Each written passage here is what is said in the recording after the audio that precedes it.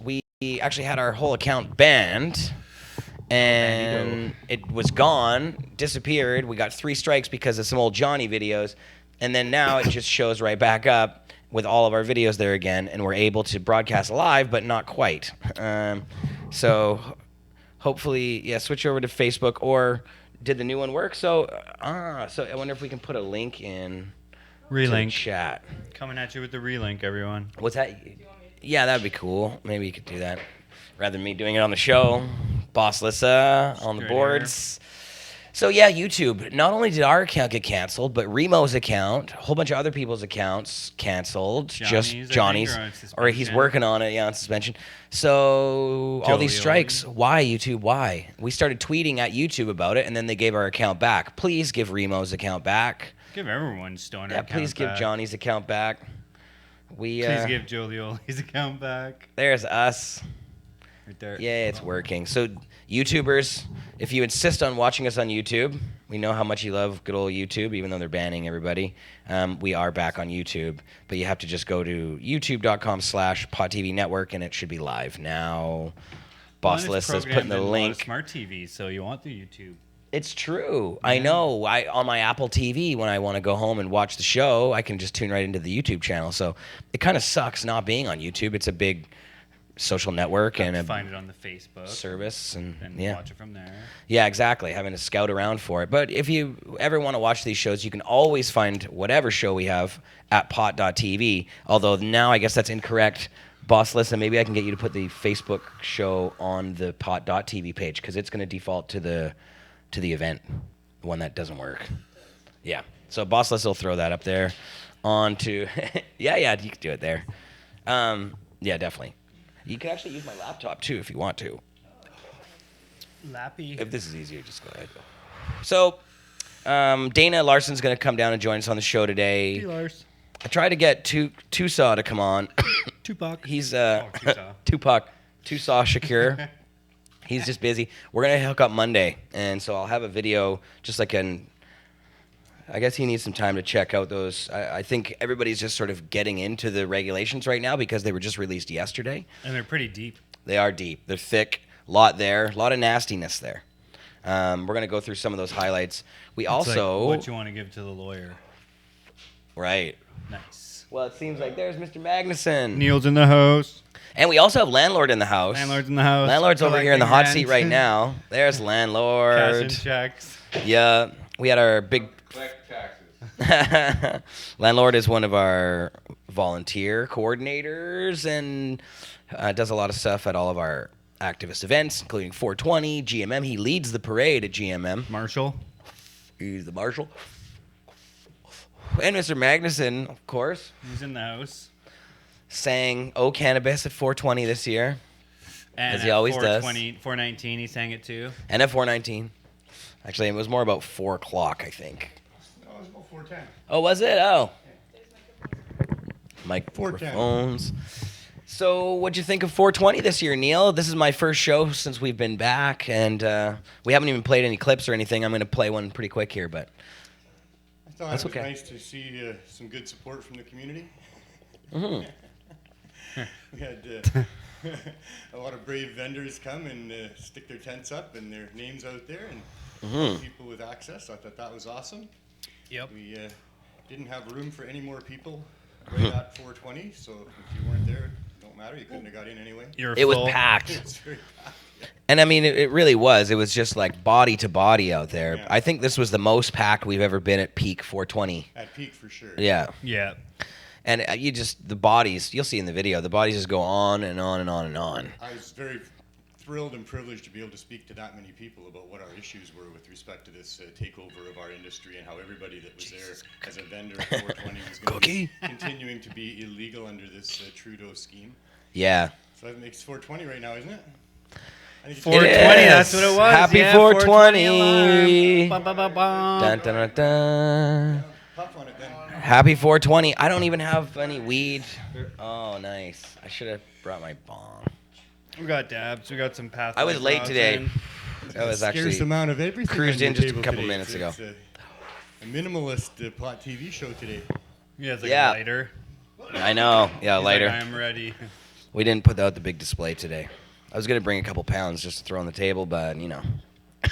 So we threw out 10 pounds of weed to the people. We did. Yeah, Tell them how that went, Neil. That went really well.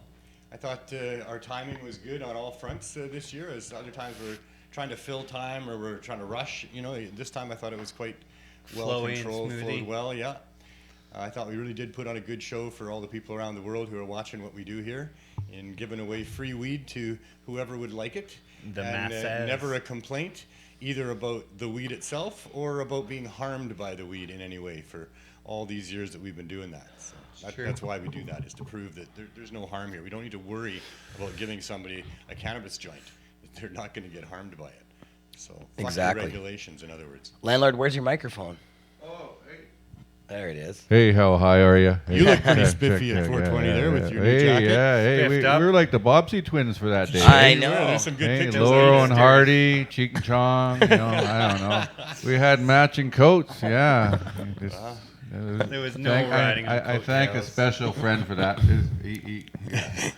Well, I happened to have an extra one that was too big for me, so that's why that worked out. And it'll be all decked in green, this global marijuana march. Yeah. Green shorts. What, you think it's St. Patty's Day or something? Yeah, and the hat. St. Patty's Day. Yeah. Well, I got a lot of Irish friends on my Facebook. You know. Faith in 9 out of 10 are Irish, you know. So It's true.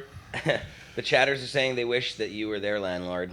Yeah. Yeah, I wish you were my landlord too. Wish I was where? Two Joints said that. Hey, Two Joints Two there. Joints. How's it going? Where did you want me to be? He also told me to stop frowning and says I'll get wrinkles. Hey. Was I frowning? Whenever I'm looking at this, I'm like, So yeah, being the Grand Marshal for 5 years and doing it for 7 years. Smoking the landlord. This is the year. Bring your friends out. Yeah. Come one, come all. Come on, man. Wake up. Let's May 5th for Saturday Let's have in May. a big, huge parade down Robson Huge. Street. Let's make this huge. The this year. biggest one ever. Yeah. yes. We're going Global back to a marijuana park, march. so we're going to poke the park board a little bit. I believe we're going to roll more joints. We're going to have free weed for people. Everybody that needs a joint. I'm there, man. I'm there. I'm In on the often forgotten, long-running Global Marijuana March, Yeah. which has been around since 420 started or before. Yeah, over 20 years for sure. Yeah, I Many think they moons started ago, actually yeah. right around the same time because it was Dana Beal who started the Million Marijuana March in New York. Marijuana March, yeah, and that eventually became the Global Marijuana March, which became the largest cannabis protest on the planet for a long time, where over 300 cities and something like 58 countries participated every year. Yep. And especially places in Latin America got involved, overseas, in Europe even. So it was a big deal. And they still do it around the world. 420 isn't as huge, I think, in other places as maybe it is here. So they still come out. The GMM March is huge. The GMM is still pretty big. So we're holding it down here in Vancouver. Toronto, of course, has their own Global Marijuana March. Queen's Park. Queen's Park. So we're Be there still noon, March at 2. May probably. 5th. Free weed. Vancouver Art Gallery. Free weed for all who attend. So come on down. There's lots of flack and talk in the media that we don't need to have these protests anymore because we're going to have legalization, which is bullshit. It's a corporate takeover. It's not legalization. This is not legalization. But this is a protest. Rules-alization. The Global Marijuana March is Yeah. a protest that is global. It's about what's going on in other countries around the world. People Not are still only being here. executed for just over 2 ounces of weed Or in less. half a dozen different countries. There's huge Yeah. lifelong jail sentences for people in harsh conditions in many countries around the world. So there's lots to protest still about the cannabis laws globally, for sure, and there's still lots of protest here domestically as well. But the Global Marijuana March is talking about what's going on in other countries, and it's horrible. Neil, people don't seem to believe that our community suffers as much as others, or don't want us to say that.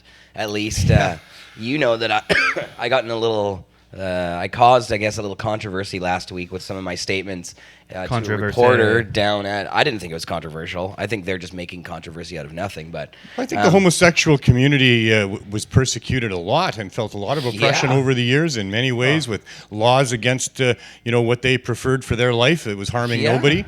These moral laws that are there still just goes on. and In it still places goes around on the for world. sure, and especially globally, it still goes on.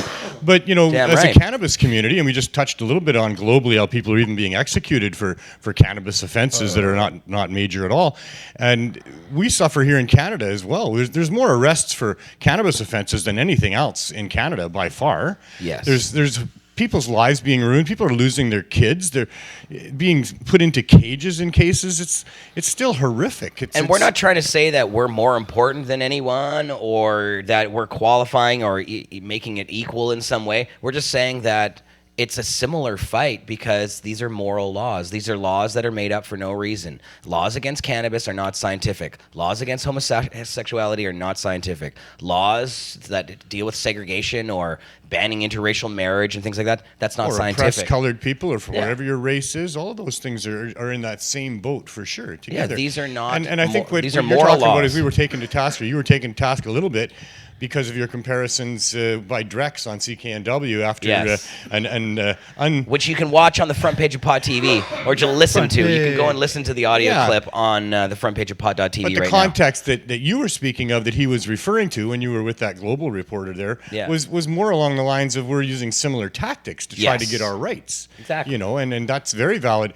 You know, people have only gotten their rights over the course of history by standing up against the oppression and those that would take those rights away. Yeah, you don't get them by complying. You get them by breaking those laws. And many wise men throughout history have commented on how it's a person's responsibility to break unjust laws. It's true. So before we get too much into some of the regulations and the new BC stuff and why I called today's show This Is Not Legalization, I just wanted to play a clip from 420 for you guys. Play that clip from that happy day. Oh, look, there's the chatters. Chatters, look at your right. Hi, chatters. Dun, dun, dun, Deleted dun, face dun. Mac, J-Mac, leave him alone. Here, we'll get rid of you. We already checked the weather for the Global Marijuana March. It's going to be beautiful. Nice. Oh, nice. Not that Neil, they really there know. you are up on stage here. Here's this. I just want to show this 420 moment just to show how many bodies were actually out there, how many people came down for the big smoke show at 420. Check this out. 9, 8, 7, 6, 5, 4, 3, 2, 1. Happy 420! And look at this cloud too when we light up. Like this is the biggest cloud I think we've ever had.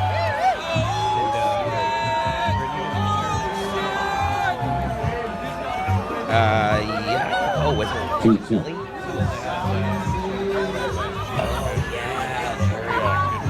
I don't think she was over there. I think she was down with us. She was on the stage or something. Yeah. Everybody wants to be down at 420. It sucks to be up here all the time. But look at that cloud.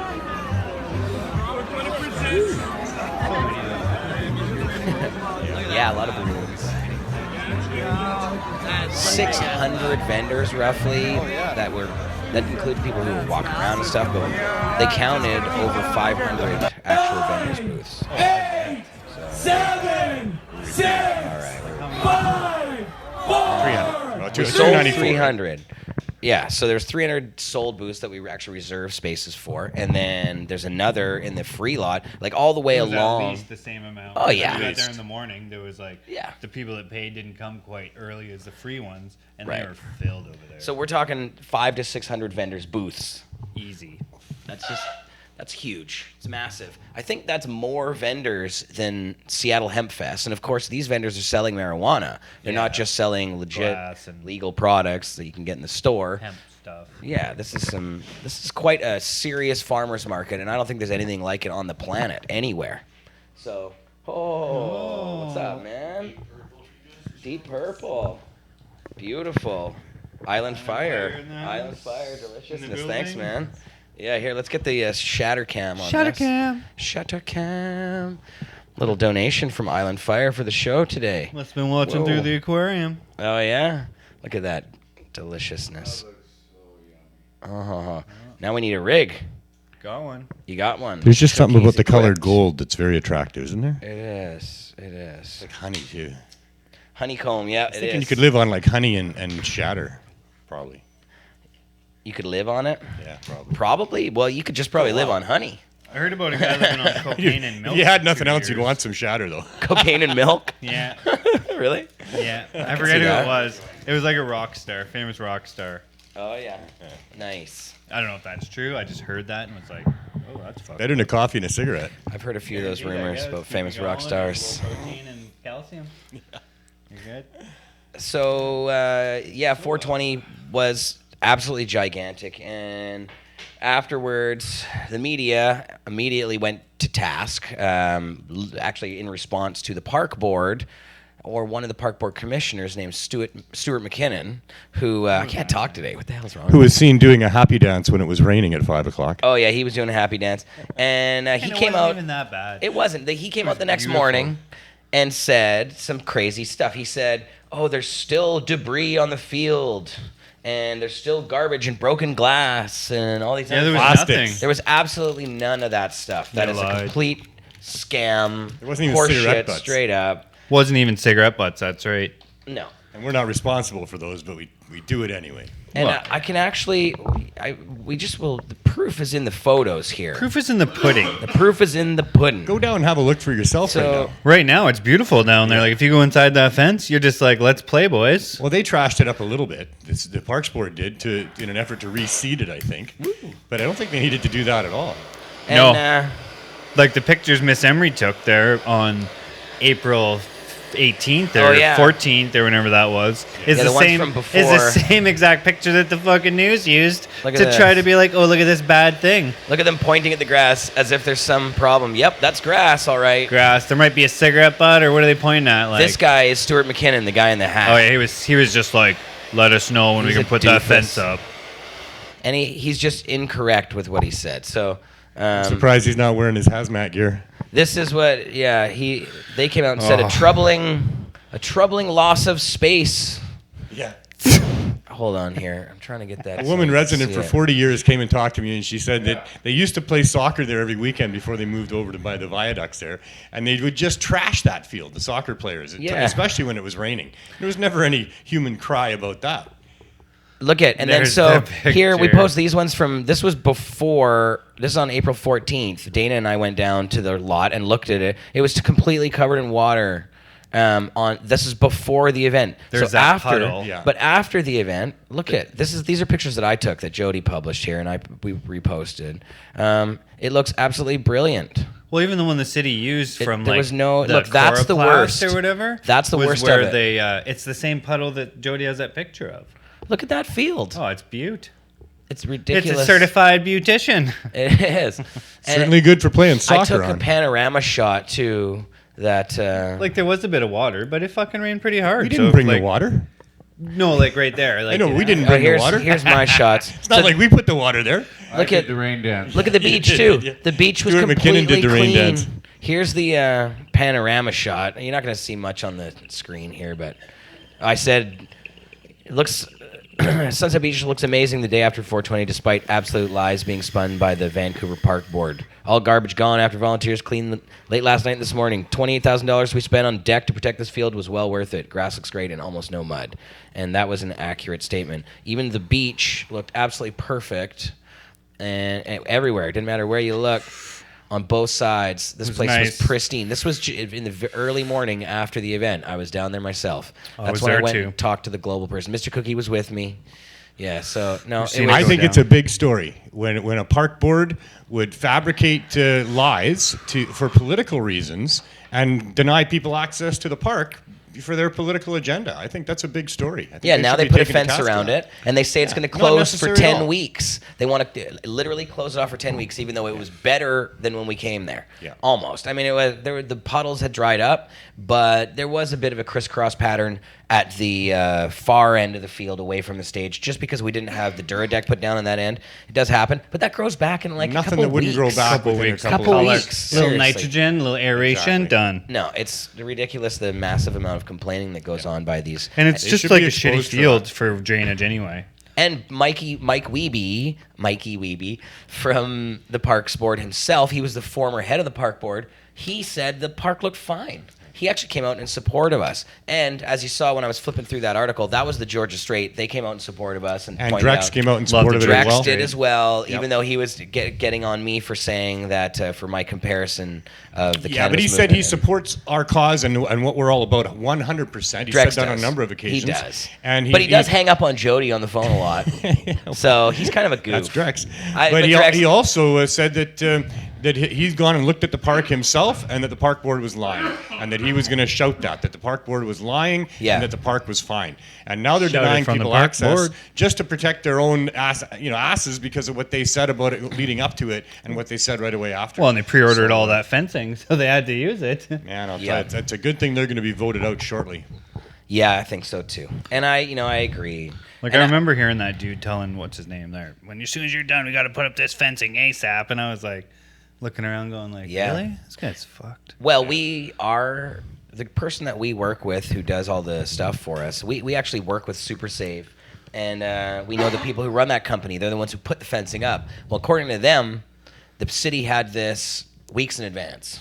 Ordered. Yeah. So, they had to set this whole thing, this 10-week thing up much before the event itself. So there was not like some ground assessment the day of. They probably paid the U.S. government to make it rain that day. Nah.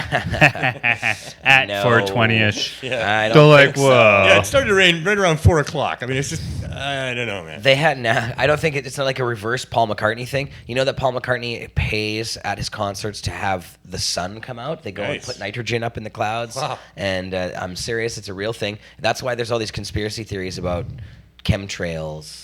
Because apparently if you just spray some stuff up there, you can manipulate the weather or people's moods and opinions. First time in Nitrous 24 years oxide, we've had rain at 4:20 at around 4:20.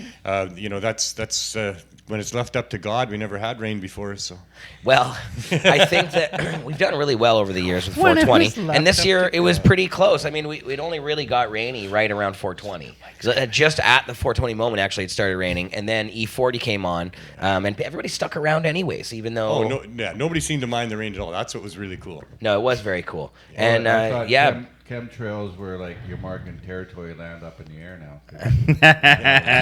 Took it down here. Might as well take it up there. Down here, so you might as well go up in the sky and mark land territory. Oh, they got that all mapped out. This is and the they own that shit airspace. too, man. Oh, they do. Oh, yeah. Those bastards. Airspace, yep. So, the 420 stuff, I guess when Dana says he's going to be late, but when he does show up... Everyone's been stuck in traffic today. For some reason, it's crazy out there. It is absolutely crazy out there. Like, did everyone take their car or some shit? Because, I was just trying to get from downtown to here. I took back roads, and I was trying for 4 o'clock. I didn't make it till 4:18, but at least I made it before 4:20. Always. Yeah, I only live 2 blocks away, so That's I just easy. walked here. Yeah. There you go. No, traffic was nuts. Me getting here today, I was late by almost 10 minutes. Oh, and the drivers? Yeah. You fucking don't know. Everybody's Sunday drivers on Friday. I know someone was asking earlier, Cannabis Day, July 1st, where's that going to be this year? Right. So not only do you have to come out for the Global Marijuana March in a couple days on May 5th down Not a couple at the days, Art Gallery. but in 8 days. Well, yeah, a few days, whatever. So 8 days. 8 days. Mark it the on Art your calendar. Gallery here in Vancouver, come Next down Saturday. May 5th. Make some signs would be awesome. They would. Signs would be good. Signs would be great. Global Marijuana March is important. But after that, a couple months down the road, we have Cannabis Day.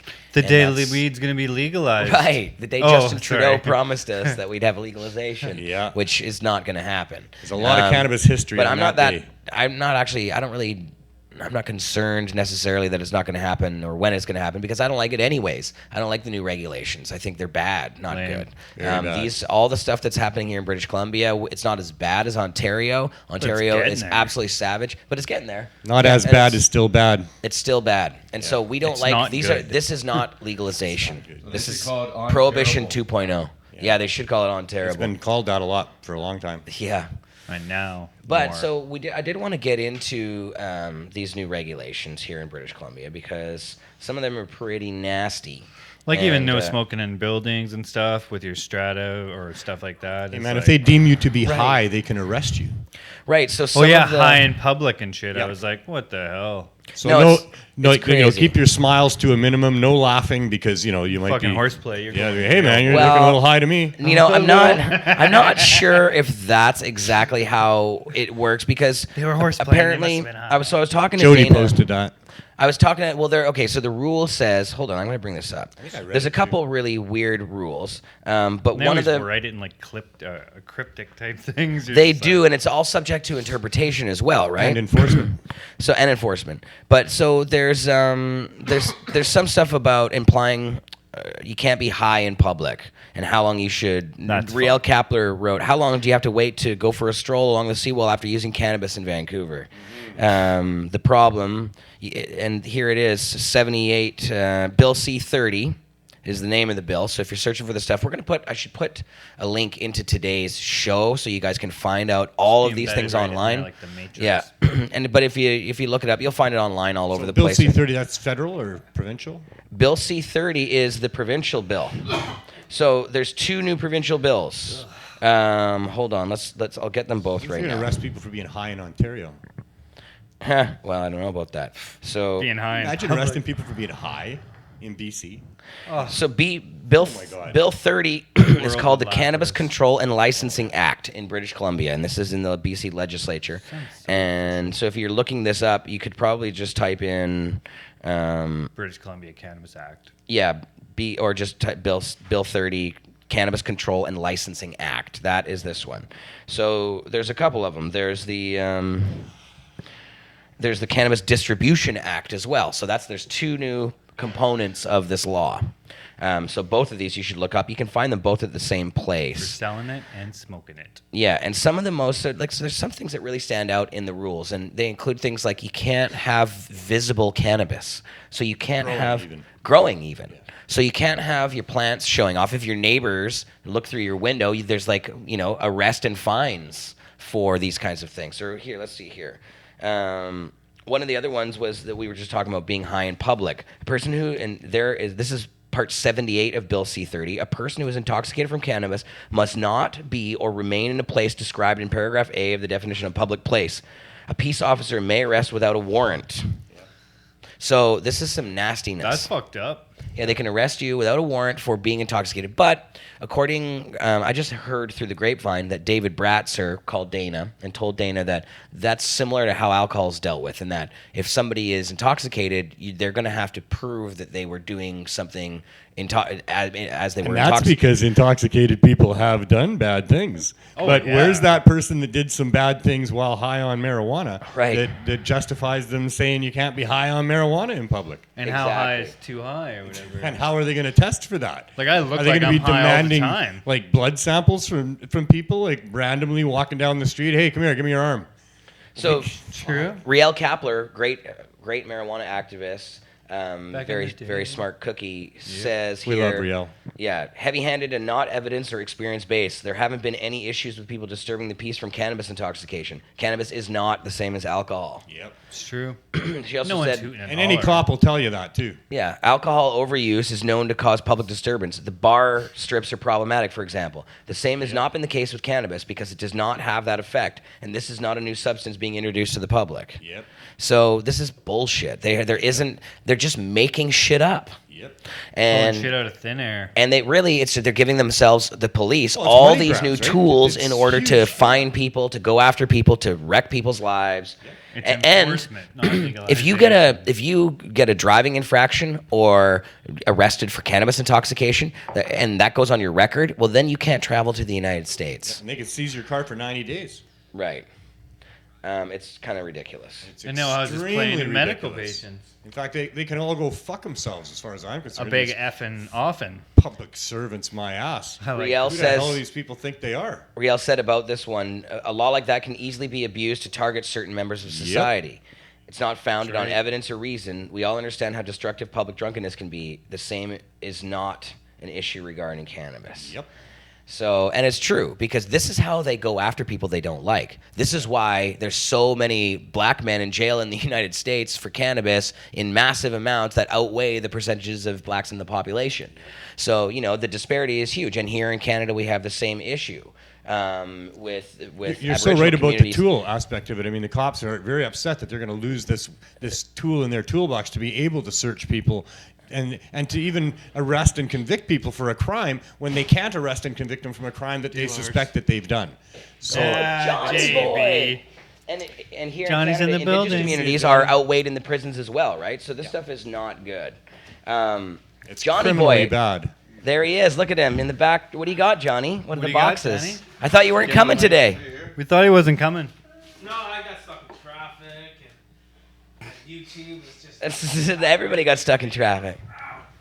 But Everyone's Johnny, mad at YouTube. Johnny, you said that you sucks weren't too. coming. Oh, should we slide a third chair? Want Oh, a there's a third stool. chair? Want a stool Boycott or a chair? YouTube. What do you need? You guys can make space. We can make space too. You sit down. You sit there. Sit over here. Yeah, Johnny could slide in with us over here even. Sure, we got lots of room. I can roll a joint. He's gonna want How to you fucking doing, slide John? over here and get You all learned how to stony do with that? us. Yeah, here, and let's move the camera a little bit. I don't know how to roll a joint. I can still get all three of these you handsome go. devils in there. Smoking for Landlord's hat's peeking the top. It's one of those skills that a lot of people are losing these days with these other methods of ingestion.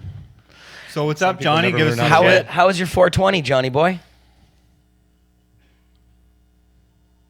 It's different over here. 420 was fantastic. It was great to see everybody.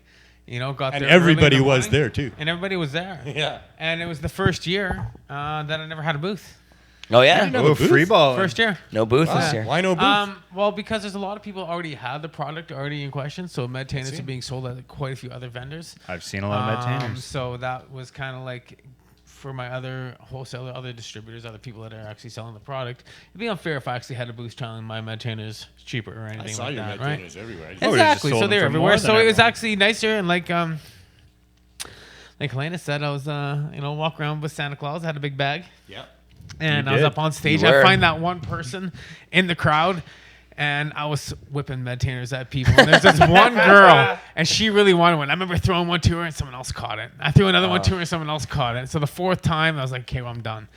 And about 20 minutes later, she looks at me from the side, and I just whipped over Medtainers. She reached up and she grabbed it, and she was probably about like 40 people in. And to me, that was just, it was awesome to That's be able what to it's connect about. with people like that. And I got one and it had something inside it. It had one of those moisture things. So tell me about that. Two-way humidity packs. So we either Can't go have wrong. Medex two-way, which are individually wrapped, which is a gel, or we have Bovida, which is a salt and water. So there's two different products that actually That's distribute. why and one work gets with. hard and one stays kind of jelly-like. Exactly. So one's an all-natural salt and water, and then one is a gel base, which is actually a Type 3 packing, and is in a lot of got a drug master file to it, so it's in like aspirin bottles, those little Anacin. packages you see underneath of your meat packages, like at Costco steaks and stuff. Yeah, yeah. That's the same kind of product as made by Desicare. So Works good. it works very, very well for love my meat a after lot of that. people to be able to keep their cannabis nice and fresh if they want to. Desiccated, baby. Some people like it a little bit drier, so they have different humidity levels, which work out great. Me, I squish it. Yeah, and it's just right for squishing it. Squishing, And- yeah. Squisher. Oh yeah. Big squisher, Yeah, that gusher. puts it Big at the right moisture squisher. level for squishing. Well, I mean, for me, like I haven't been growing that much because of my injuries and stuff like that. You know, time consuming and stuff. And I actually picked out myself up some really nice weed over the last week, and it was organically grown, but it wasn't quite there. It was over too the last dry. week, are you saying like at 420? No, after 420, it was too dry. Right. So of course I threw a pack in there, and the next day I was squishing with it, and my girl, she's like, "Well, I can't roll my joints." Johnny, with it." what about your YouTube page? What's going on there? YouTube. Okay, guys, YouTube. You got more- you And, got well, strikes it's now? not just what's sucking; what's going on, and I'm really trying to pay attention to this. I've had 160 videos age restricted. Now, all my videos are all age restricted now. I had 4 flagged out once. The Death of BHO. Boo, I'm in that one. First bounce. 4 hash videos, and I got 1 strike for those. 1 strike for those 5 videos, where other people were getting 5 strikes for 5 videos. So somehow they looped me into 1. Then I started getting age restricted. And I got like this. Yeah. I got this timeline of being age restricted, and then the other day I got another strike. Hardcore videos you got going on. Because we all know young people don't try to look at age-restricted videos on YouTube. Anyway, so Yeah, there's no way for them to do that. Yeah. I you got can't do another that. strike. No. I got another strike, Oops. They have and to tick and a box whether they're old enough or not. I know. It's impossible. That's so, serious so I got security. another strike. You never I got get through another that strike, security. but they're not just doing this to me. They're doing this. Well, of course, Remo. Everybody knows that about George Remo. Cavan. He's another George growing Cavan master. does. Everybody Pot knows TV, about but Pot we got ours TV. back. You got yours back. Yeah, Custom Pot Grow TV came 420? back. How'd you get it back? We just complained on Twitter. About? I complained directly to YouTube. I said, "Why YouTube?" And like I tweeted at them directly, ready to go. Dab. And and then they just gave it back. I guess Jody complained as well, and we appealed it through the strikes. But How do you appeal it? So here's a quick question. once So you're banned, though, there's no way to appeal that third strike. We appealed the first 2; they denied him, and then we never got the chance to appeal the third one. So I don't think it was that. I think it was public complaint. public complaining. So there's the whole thing. The public's got to get behind when it happens with certain people. So I mean, of course, Jared's gonna start tweeting when my channel gets shut down. Yeah. Because my channel is need what I've read always believed in is more educational and stuff like that. But my channel isn't just that; it's being used in a court case for ICBC at the same time because of my surgeries that I went through and stuff like that. I put them on court case. Patients, for God's sake. So at the same time, I did. You know what? I did my first video in 2007, in June 6th. He never looked where back. do you go when the system fails you? And you know what? The system's always failing us, and what do? We keep Fight fighting that system, right? It's I probably think 'cause education is your going to be YouTube huge. videos all say, "Hey kiddies, here's how you make some hash." You still saying that, John? Pretty much, Johnny. no. But I mean, you know what? Hey, I mean, young adults. Yeah. Hey, you. young You're getting people. channels that have been Not up for old 10, enough. 15 years that are being shut down. So I mean, now it's time to be able. I'm gonna. Now that I've backed up every one of my videos, I'm gonna appeal the other decisions that I've because I didn't really want to. I figured I might be able to get through it, just whatever. Because in another, so many days, then you lose one of your strikes. So it's not like I'm gonna lose my channel. You never know. You never know. Turf fire. So Yeah, obviously we've learned that Fire, we're fairly fragile in the hands of these corporations if they decide to purge. Yeah, it's Well, that's rough. the whole thing, That's why is we making can't these just decisions. rely on one place to put our videos. You know, we have to put them everywhere. You got to put them on YouTube, needs to be a weed Facebook, channel like Vimeo, everything else. But you know how hard that is, as in someone who's actually doing it. You're talking like a full-time job. I know. In I've fact, spent I two and a just half hired a days person to do that. backing So up. for I Pod have TV, we're going to be on 282 everything. videos. But we Up just in there. you got to pay for it, sadly. Vimo, Shimo. Yeah, how much you paying right now? I know I'm like about 100 and somewhat. Well, I'm not going to say it on air, but I'll tell you. Yeah. I'd Well, be you know happy what? It's to not. point It's what you we're in the talking about. Is direction of the people cost that it that do costs it. Yeah. to keep these It's not things that going when expensive, it's honestly. out of pocket. Like it's not that expensive, but I mean, it's not like. Well, it's a hassle, and it's not YouTube, and they have to be re-archived. and Right. shit. I went to Weed. Hosting too. it ourselves is very expensive. Like if Very we wanted to put it expensive. up and then have the bandwidth to watch all the videos and stuff, it's not cheap. That's not cheap. We're looking into those options as well. That was so like that old school Pod we have TV. exactly. We used to do that, Bringing it but back. It ends up costing a significant amount of money. And Mark used to have millions of dollars to do that stuff with. We do not have millions of dollars now. Why don't you have unfortunately. millions now? Well, we would have millions if the government wouldn't be fucking with us all the time. Yeah, we'd so have a lot of shifty. millions, but because they Closed down interrupted a us bunch and of closed stores. it all. I mean, the company does millions in business every year, but you don't keep that Yeah, money. Dab. That Just money over goes here into without a all the Dab. stuff we do. So Pays everyone. yeah, you got to pay the staff. Keeps and that wheel got to buy the turning, product. that's it. I Yep. need a dab. And we do give away a lot of money to things. Dab break. Dana. Dana Larson. Dana, But In the building. Dana Larson is here. he drove In over. Did the traffic. city give you a bill yet for the grass? No bill yet. Shitty traffic. But we're gonna pay them in advance anyway. So we're going to. I thought you were gonna open up a he's got bag of dog money in a there, but you bought bag. a dog instead. Look, Dana We has got a this dog for in a them. bag. Look at that. Bijou. Little Bijou. Hi, Dana. Hello. We'll get you to come and sit over in the hot seat, too. You and your little dog, too. Yeah. So, yes. The chatters are, what are they talking about? They're happy. Oh, about yes. Johnny. Show your dragon tattoo, Johnny. Is this on YouTube? Are you guys back on YouTube? We are back on YouTube. Back on YouTube. Original channel or? No, with the original channel. Yeah, they gave it back. Because I've been reading about this apocalypse of channels getting shut down. And Yeah. Oh yeah, I'm in the midst of They second gave strike. they gave ours back. Yeah, I don't know if it's a glitch and maybe we'll get banned again or something. I honestly have no idea. What but they're saying it is while that you our can, videos boys. are dangerous and could cause Yeah. harm.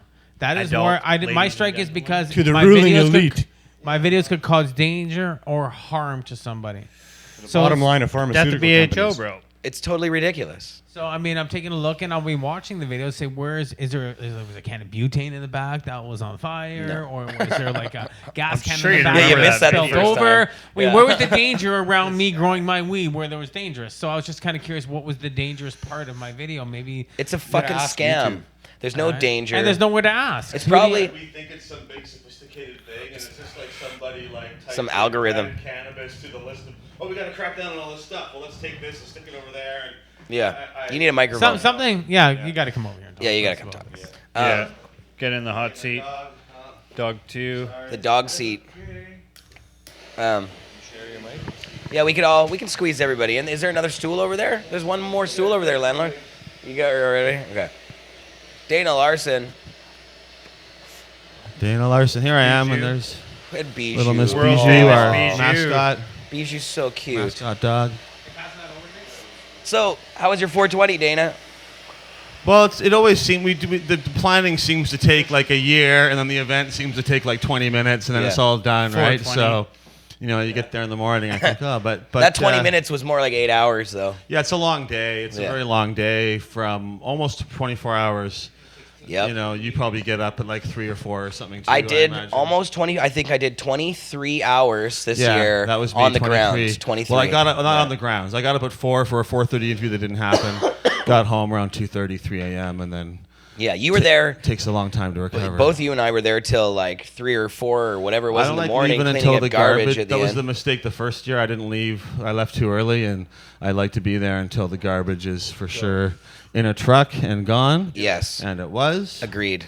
And it was a great event. I think we did a great job. Every year we get better. It's not perfect, but for what we have, I think it's an amazing event. And I think every year we are able to do things, and it's really changing.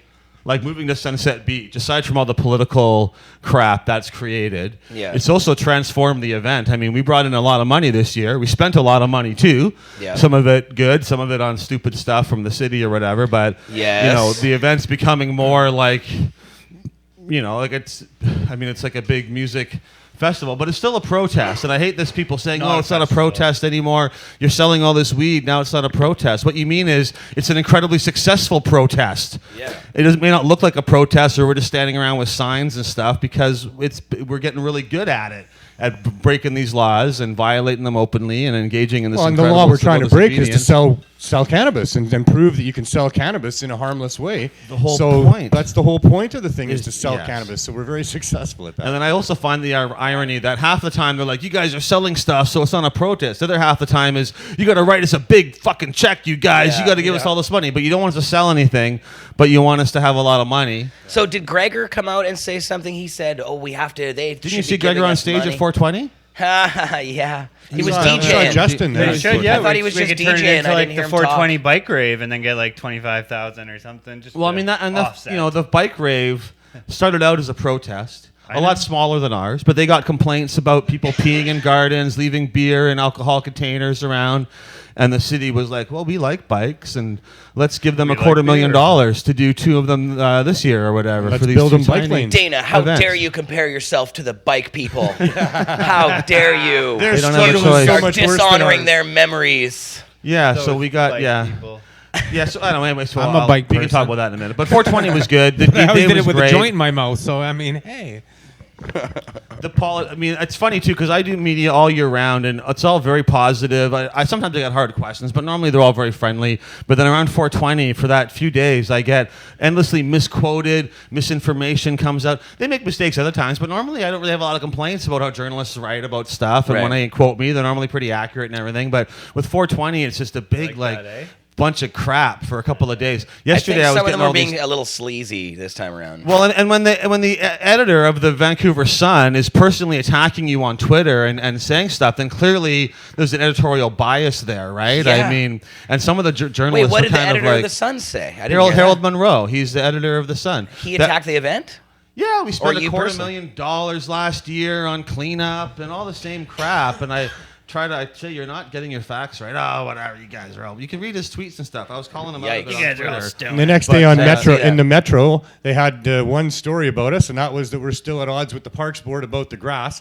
Nothing about the fact that we made a huge point with respect to the illegalization of cannabis and the ruining of people's lives. you know? Donate. That's the Charity, challenge with maybe? any protest is you focus on sort of the act. They don't have a right to protest, or they're causing trouble. Same with Black Lives Matter too, right? They get a lot of attacks on how they are protesting rather than the much bigger issue of what they are protesting against, right?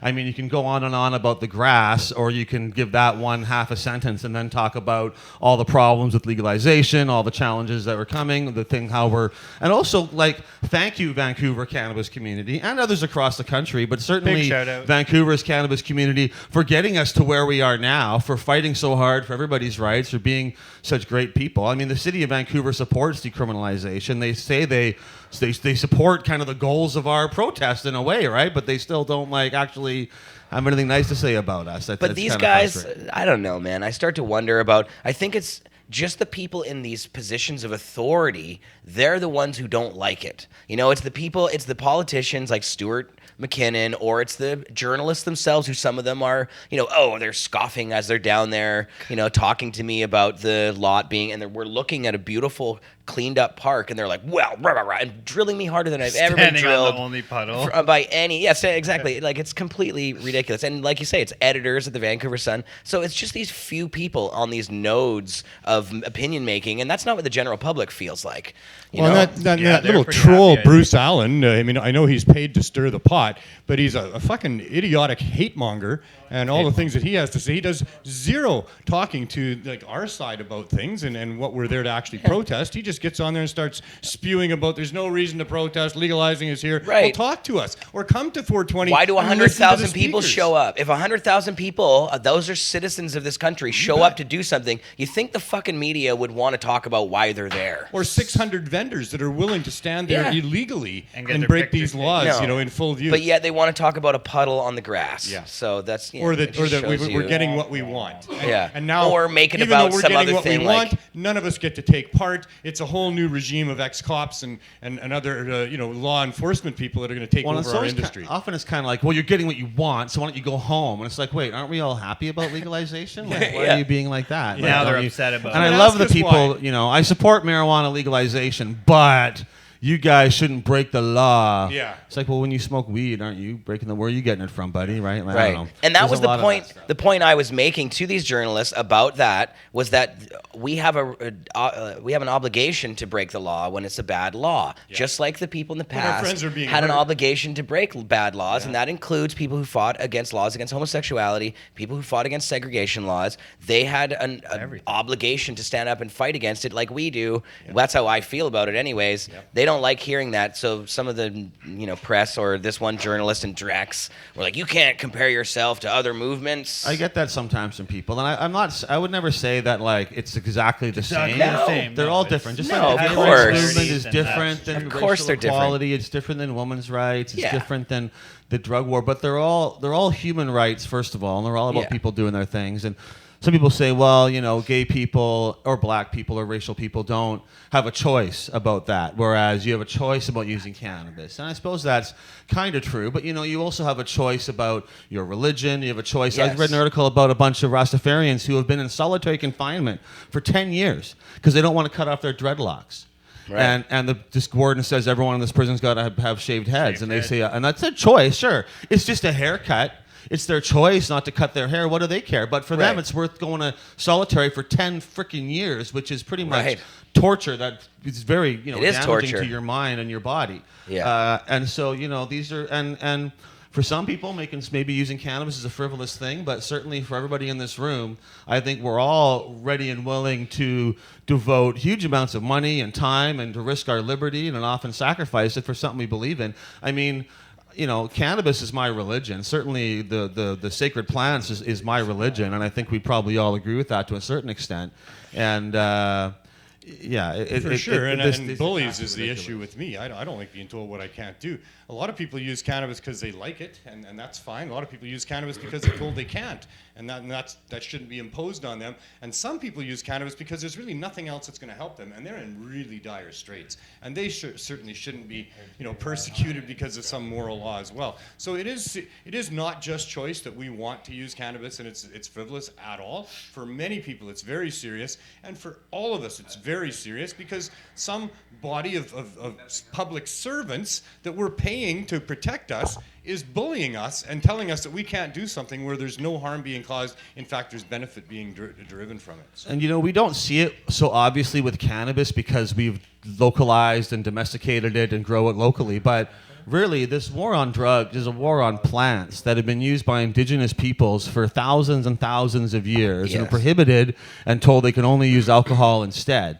And, from coca leaf to the psychedelic plants to opium poppies and cannabis itself, these are all ultimately plants with which people have had a very intimate and strong relationship since before recorded history. And should certainly be it's not allowed just to. so it's not just a frivolous kind of thing. This is a deep, deep cultural history. So we got a letter from, and I'm trying to remember the name of the group, but it was like the awards for LGBT, or like a museum for LGBT. And there was a fellow who sent us, or we got an open letter from somebody, and it's a thoughtful letter, and it's not rude. And they say they support legalization, but they don't like the comparisons, and they kind of trivialize a bit. They say people might lose their jobs, or their, have some problems because of marijuana, but the LGBT community faces it much worse. And I don't really like getting into a comparison of who's got it worse than somebody else, but that's really not what it's about, right? Ultimately, it's about individuals. Right. And you can go to any group, and I don't want to argue, but this isn't people about are me, dying in us the drug personally, war. by the way. Like I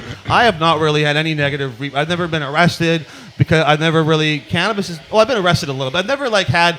I had to go out of my way to get arrested, right? I had to go way out of my way I had to go travel across the country, giving away, because I'm a middle-class white activist guy living in the most tolerant city in Canada. He begged them to get arrested. Yeah, so it's a lot, but there's a lot of people getting arrested for stuff. It's not about me, right? Like, I can get all the weed I want. I don't have any problem. It's about the broader community and trying to use, my white privilege or whatever things that I have to try to help other people that don't have those kind of privileges and who really get much worse. And it's not even people in Canada, We're killing people in South America. We're spraying poisons over coca fields. We're killing people in Afghanistan. We're destroying local economies. The war on drugs is a huge global thing. And I really, in some ways, it's also different, but I see parallels between the fentanyl crisis and the AIDS crisis. They're very different things in many ways, but they're also marginalized communities that are suffering through a serious death crisis that is largely caused by government policy, by marginalization of that group, and at the beginning really just kind of got ignored and mocked and laughed at. I still see people posting all the time, well, let's just stop sending out all the Narcan and evolution will take care of itself and all these druggy losers will all die and we'll all be a lot better off. And we heard the exact same thing during the AIDS crisis. Let all the fags die of AIDS, and then it'll just be them, and we'll get rid of all of put them all on an island somewhere or whatever, right? This kind of thinking, which was pretty common at that time, and now is rightfully seen as abhorrent. So I hope that the result of this fentanyl crisis is that. And I think it is happening. We're seeing supervised injection sites opening across the U.S. We're seeing decriminalization of drugs becoming a very serious political topic that's no longer being mocked anymore. And I think it's going to help see a transformation.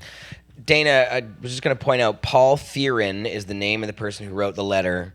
And he is the chair and co-founder of Q Hall of Fame Canada. There you go, yeah. And I don't want to, and his letter's it's polite. I understand where he's coming from. I don't want to get into Let me just read a little piece of the letter here. It says, what we want to discuss today is centered around your clear misunderstanding of the Pride movement and the significance that it has for people around the world. The Pride movement was born of the direct and state-sanctioned discrimination of people because of their sexual orientation. It was not a choice that was made. That's what he said in the letter. And then he says the 420 movement was born of a desire to be... The 420 movement was born of a desire to be able to partake in the ingestion of a substance. Yes, it's true that people are jailed, have lost their jobs, and in some cases their homes because of the use of marijuana. You are not, however, born with an inherent physical need to ingest marijuana. I was just going to say, I'm not sure that's true. That's not true for a lot of people. Yeah, I'm not sure that's true. I don't choose that marijuana works for me as a medicine. I would also contest, we were joking about this the other day, but I would contest the idea that, I agree that people are born with an innate sexual preference. Some people are born... Where's your mic? Whoops, sorry. I said I agree with the idea that people are born with an innate sexual preference, but that doesn't define all of your sexual behavior, right? Right. You don't have to check, you're having gay sex. Well, do you got a gay brain? Right. Or else you're not allowed to do that. No. It should be about being able to express your sexuality however you want and being able to have sex with whoever you want in a consensual way, not about, we're born this way, so we have no choice. So you have to accept our deviancy because I'm born this way and I can't. Right. And in fact, plenty of gay people over the years have totally made the choice not to act on their desires because of social pressure, or gay people get married, have kids, and don't, act on those feelings or suppress them because of the society around them. So it is different. And I think people might experiment with things, and they might not be gay anyways. It's just ridiculous. I understand if you're trying to convince somebody who hates people, you go, they're born that way. They don't have any choice. Maybe that makes them soften, and that's an argument you can use or a tactic. But ultimately, it shouldn't matter what your brain is like or how you're born. You have the choice to have sex and express your sexuality however you like. And although people aren't born with desire for cannabis. Certainly, some people are born with an ailment for which cannabis is the solution. Hey, I didn't know I had a desire for cannabis until I tried it. But that very first time I tried it, I was like, holy shit, this is something I need to have in my life for the rest of my life. Well, I mean, and there's children born with epilepsy, Dravet That might happen syndrome. when you try gay sex too, Neil. Maybe. Didn't know it was for me until I tried it. Yeah. Exactly. There's plenty of children born with We're all serious going to get ailments. emails now, I'll tell you. Now, yes. Oh, they're gonna love They're this. writing them right now. Oh, yes. How dare you? I didn't don't say anything. honestly, but I mean, I think this is a philosophical thing in a way. Yeah, and This I don't. is, I mean, I have. you know. I feel like it's. I feel that I'm inspired by the success of the Pride movement.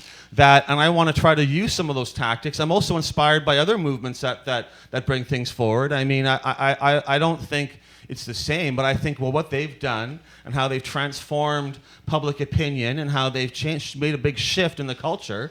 I think we're making a similar but different shift with cannabis and with the drug war. I And appreciate think that's how what I've been informed by those other movements, and things I didn't understand, and that understanding by what they brought forward and that rethinking of my values and what I was taught growing up was very powerful and important, and I think that's parallel to cannabis as well. That we've been lied to about this substance, we've been lied to about our own bodies and our own health and our spirituality, and that cannabis is a big part of that if we want it to be, and it certainly shouldn't be denied. And just because you were born a certain way, I don't think that means that you're a grandmaster bully, should bully somebody else that just prefers something a certain way. It's like... And how does I don't get this. I'm just reading more of this person's letter. He says, your claims that the 420 movement is the same as or as important as the Pride movement, which nobody actually claimed. I wouldn't say one's more important. They're all different. They're all important. There's no qualification of it's importance not about, in and these I don't like getting into those debates because it's really about individuals and what they suffer more than... you have it worse than us. More than how much money was spent. And we certainly could wait. make a case for how much money was spent in oppressing the cannabis community as opposed to how much money was spent oppressing... Let me just finish. And it's different kind of oppression, and they're different issues. Let me just finish what he says here. Your claims that the 420 movement is the same as or as important as the Pride movement dishonors our pioneers, the activists, and the achievements they fought so hard for. You also diminish the very real struggle of people around the world who still live in daily fear, not for a choice that they made, but for being born. How does us saying anything diminish? I just don't see how anything being said or a philosophical comparison diminishes anyone of anything. That's millions of cannabis consumers living in fear. with that if you statement. see cannabis used as a trivial issue, like for someone to say our issue is on par with another issue which you think is really important, then that. But my understanding from what I've seen is that a lot, especially the medical cannabis movement, was deeply intertwined with the gay rights movement, and it was Dennis Perron especially who sort of unified those two things together, right? A gay activist who was motivated by the death of his lover to AIDS to provide cannabis for that community in San Francisco. The term Compassion Club started there, and it was them, it was the idea of compassion for people who were suffering from this then not really well understood and deadly ailment, to get them cannabis to help them be healthier and survive that. And they went through a lot of challenges and oppression, and it was really the unifying of those two groups in a way that got the Medical Marijuana Act passed, or whatever the law with the Compassionate Use Act, or the legalization of medical marijuana in California in the mid-90s. But the fact is, it's about jailing people for something they shouldn't be jailed for. And there's plenty of countries where people get their heads chopped off, where they get extreme penalties and solitary confinement. Going to jail is a kind of torture itself. They take your whole fucking life away from you. And of course, there's many places in the world where being gay is also extremely penalized. And there's places where it may not be against the law, but there's social stigma and you get gay bashed and you have and that's parts of Canada too. I mean, in parts of Vancouver probably, or depending where you are and who you meet, right? But in terms of government policy, especially in North America, the government policy in Canada towards LGBT community, towards racial groups is one of we support you, we want to get along. They may or may not always act on it properly, but when I make the comparison between us and the Pride Parade, the comparison I try to make usually is when Pride started, it was controversial. Politicians did not support it, and they were protesting against the police. And now they're accepted, and then the police are complaining they're not allowed to march in the Pride Parade, and we've got prime ministers and politicians and people leading it. And I feel that our movement, however different it might be from the Pride movement, is on the verge of the same social change, and that in 5 to 10 years we will see prominent politicians at 420. We will see an acceptance, and we will see, the same kind of stuff. If you told the first Pride protesters, in a couple of decades, you're going to be sponsored by TELUS and Rogers and TD Bank, you're going to have the Prime Minister, they would have said, whatever, we're just trying to stop them from beating us up and busting our bathhouses and putting us in jail. Yeah. We don't really, I don't think they would have been expecting or caring about that kind of stuff, right? And now it's very mainstream. But Exactly. True. And it's the same. And there's still a lot of work to do, even though the government supports the LGBT community and Pride and all that. Their battles for equality and fair treatment isn't done. Just like, there's still a lot of stuff to do. Just like we got this legislation coming up, which we can talk about in a minute how flawed it is. Oh. But there's, it's not like, which I heard so many times, what are you going to do next year? It's going to be canceled, right? Because it's all going to be legal and you guys are done now. And these kind of ridiculous things. But I want to write a letter back to that thing as an open letter, because I do get asked that question sometimes from other people. I will say, I participate in the Pride Parade every year for the past few years. I love being in that event. I have a really good time. I like showing my support, and I think it's an important thing to be at. And, I certainly don't want to offend anybody with their comparisons, but I think that they're fair. It's a fair thing to bring forward, and that. So those leather lederhosen are showing your support, are they? Lederhosen, showing something. It's showing something there for the Pride Parade. Showing my underbutt. Yes. So I wanted to ask you, Dana, what you thought of the new BC regulations that were announced yesterday. Please talk about that. Speaking of the legalization is going to be here next year. Well, I wouldn't really call that. My friends in the BC NDP, that are threatening to shut me down and get us all and everything. And I know Mike Farnworth and John Horgan pretty well. I ran against them both with the leadership of the party in 2010 and 2011. And we all got to know each other pretty good. But yeah, there's some flaws in this stuff, right? There's some things they can't fix because it's federal, but they're adding in a bunch of stuff that they don't have to do that's provincial. And the example I've been giving is one that's just, to me, the most sort of ridiculous, is that you can grow your four. They're not trying to do Quebec, where Quebec's saying you can't grow any plants at all. BC saying you can grow your 4 plants, but nobody can see them. And if somebody can see them, that's a crime. And you can get 3 months in prison and $5,000 fine for the first offense, and double that, 6 months and $10,000 for the next offense. If somebody sees your plants, for seeing your plant, for seeing your plant, seeing your plants, for seeing your legal plants, they've got to be hidden away. You can grow them outdoors or whatever, but they got to be hidden. So on the balcony of your apartment building, not in a greenhouse, even though nobody can access them, right? Maybe the idea is they don't want like kids to sneak in and steal your plants or something. But that could, and that's a dumb thing anyways. But that doesn't need to be hidden. Hidden doesn't make any sense. And it's bizarre because we're in a province where the BC NDP is running all these ads to destigmatize drug use and drug users. It's mostly around fentanyl, but they have all these ads. You've probably seen them. If guys face hockey player, co-worker, drug user, whatever, right? And so they want to reduce the stigma around drug use, which I absolutely support. But they want to keep the stigma around cannabis so tight that you can't even see a cannabis plant in public, or it becomes a crime with 3 months max, like jail sentence. That's the maximum. But even a 1 minute in jail for letting someone see your plant. Everywhere. Well, we're trying to do that, right? You got to grow your own. We've given away a lot of seeds, but plant those seeds because hemp is apparently not illegal to grow, is it? Well, it's marijuana. Under the law, there's no hemp. Yeah, it's all marijuana. Marijuana is it's a flowering plant. Cannabis. It's got THC, but Mary Jane. all cannabis is cannabis. They made that distinction now. By calling it cannabis, it's every part of the plant. It's a root. It's the CBD. So only. All that is still now cannabis. How can they make these idiotic rules? It doesn't make sense. So that's one. That's to me. That may or may not be the worst one, but that's certainly the most exemplary of like a bad rule. But again, they're also wanting to. Dana, just quickly on that same note of that one, there's also a rule that says you can't show your dried cannabis to anyone. Like if a cop sees your dried cannabis anywhere, they can arrest you for it or take it away from you. Well, you have a 30-gram limit in public under federal law already. But you can't expose it. It's like New York where you can have it in your pocket, but when you pull it out of your pocket, you can't. And they can actually seize the container too. You can so see when you leave the weed shop, they call me Mr. Cookie. Has to be in a bag. Right? Or in a plastic container. Shop and look at the cannabis. You got to take it out of the bag. And buy it in an already sealed. Yeah, I don't understand like the logic behind why. I you know, remember back in other the than days, there's I used to a bunch put of idiots who eighths hate of weed in weed. my What are you doing coffee with cup, coffee, bro? and then I'd set it over there, and if someone wanted, a bag of weed, I'd be like, go grab the But this is what happened in New York. They Back would to those they The days. cops would stop you. Yeah, the cops will stop you, and it's decriminalized, so you're allowed to have the cannabis in your pocket. But as soon as the cop says, "What's in your pocket?" and you take it out and show him, then they arrest you. I They're feel like if that does start L happening joint. here, that will be kind of a scandal and that won't last. And I feel like Yeah. although there's a bunch of crap in here and I'm very disappointed, a lot of it, first of all, this isn't the final thing, right? So they No. can still change stuff. Hopefully they will make some positive changes, but I'm not keeping my fingers crossed. Yeah. Not holding my breath.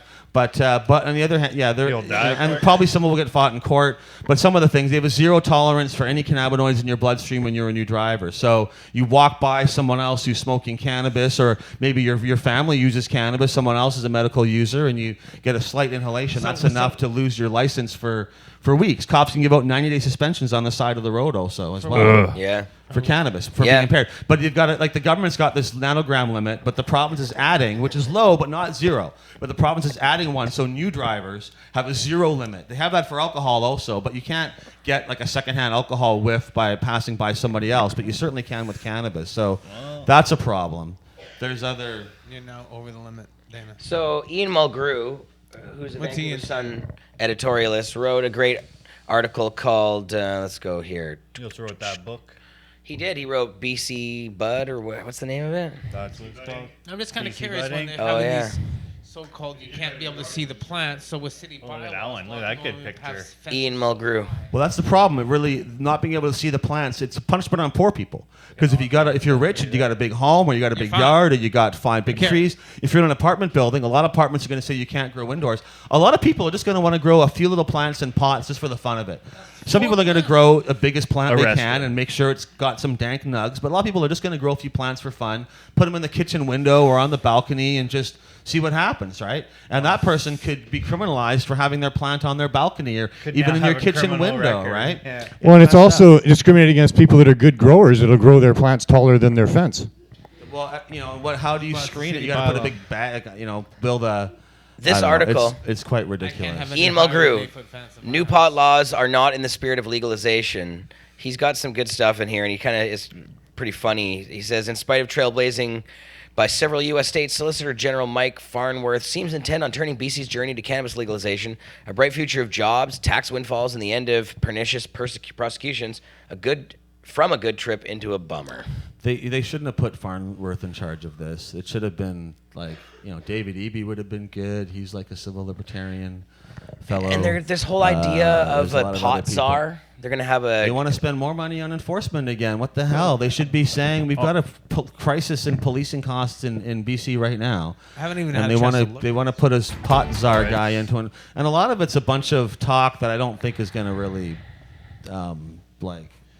have an impact or actually do what they do. There's a lot of threatenings against dispensaries and putting in new rules, but I mean the cops can already come into any dispensary anytime and just take all our weed and leave. Right. Anytime they want to. And they Yeah, don't have to but charge anybody. They're talking about $100,000 fines to dispensaries now, But and why- anybody that's going to be caught Right, and breaching maybe these they'll laws do are going to that. be fined. So it's a money grab in a lot of And ways. they try to make profit off That it was like instead of being a Toronto. charge. Well, we'll see how it plays out. Mail And I order. certainly don't think dispensaries are all in the clear necessarily, but No. there's going to be a lot of problems in that, and So- it's So these, where's some the of these mail order flaws. business looking at these days? Well, I think mail order and delivery is the fastest, way probably the fastest growing sector Home in delivery. Canada is mail order. I know so many places starting that. But see, for cannabis culture, I'd love to be able to go into mail order, but it's too dangerous for us. If all of a sudden we start offering people home delivery, they'd probably be on our butts pretty quick because they can find us. A lot of the mail order companies aren't. They're Well, not you quite don't do your open. mail order out of this office here or whatever. You got to do it out of somewhere else, right? But if we called it cannabis culture, then they'd show up and be like, "Where's that Emery?"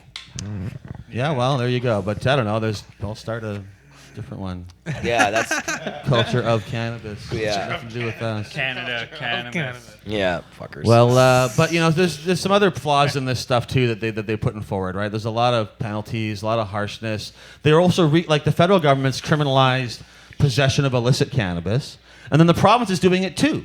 Like, why do you have to add your own possession of illicit cannabis is also criminalized at the provincial level at a time Yeah. when we're talking about decriminalizing possession of all drugs, which is the official policy of the federal NDP, the official policy of the city of Vancouver, and yet the BC NDP is criminalizing possession of illicit cannabis. Like, they should be decriminalizing possession of meth and cocaine and heroin and all these other drugs, right? It's the opposite, to criminalize illicit marijuana. Like, what the hell are they doing? This is very strange. It is So, strange. You know, it doesn't make sense. It seems like it has to do with the police, though. They still want the Still want cops that easy to be part of the able to job. do something, because honestly, if they got rid of all the pot and drug laws, what are they going to do?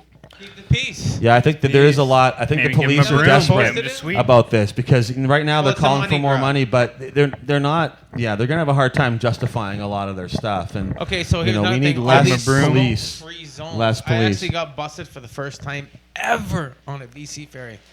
For Really? smoking a joint. Yeah. Busted by who? Tell us about this, Johnny. And Da- well, da- it's da- da- happened because Busted they're by the guys on the ship or by a cop? well, no, not by The a cop, captain? but I got caught. You know, like, Oh, it was a security like, guy. like security, like, and Oh, it yeah. it wasn't like the little guy. It was the main captain guy came down. He's like, oh, listen. Hey, you.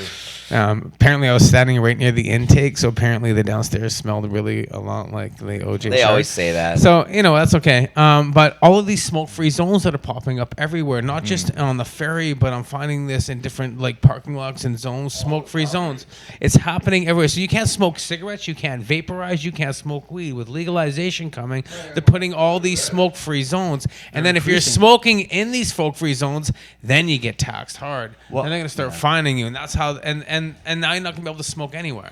So it's like in the confinement of your home, or if you're walking down the street, you're still going to be like Little puff, I puff. don't understand these little smoke-free zones, and they're happening. I saw in Abbotsford, like I say, I'm seeing them all over A the bunch place of now. cities are also passing, like, to prepare for legalization. Yeah. They're increasing Smoke-free. their anti-smoking bylaws. These fucking To be guys. more those strict. smoke-free So like it was zones, okay with the tobacco, but now we got those pot smokers. We gotta lock these zones down even more. And it's a problem to do this at Vapor the zone provincial free. level. I had vapor zone free, like vapor zone free. You can't yeah. vape nothing. And the province, I mean, maybe we should leave it to cities to decide some of that stuff, because at least we can get some stuff through. But the province is going to ban any smoking of cannabis in public areas. So that will, I don't know how that will affect the ability of a city to give a permit to a 420 event in the future, but it won't make it any Okay, easier. so- That's for sure. So kidding. like I mean, you like, talk sorry, about all no, these should be apartments in exemptions Vancouver. they don't have to make cities do that, but the province could put a thing in there. If a city wants to give a permit to a 420 event, they should Here's be a allowed question. to. Here's a question, Dana. You got all these big apartments in Vancouver. You can't Smoke smoke in them. You can't smoke on the balconies. I'm, like, They put in tried my smoke-free hardest. zones, and where are all these patients people can be able to smoke?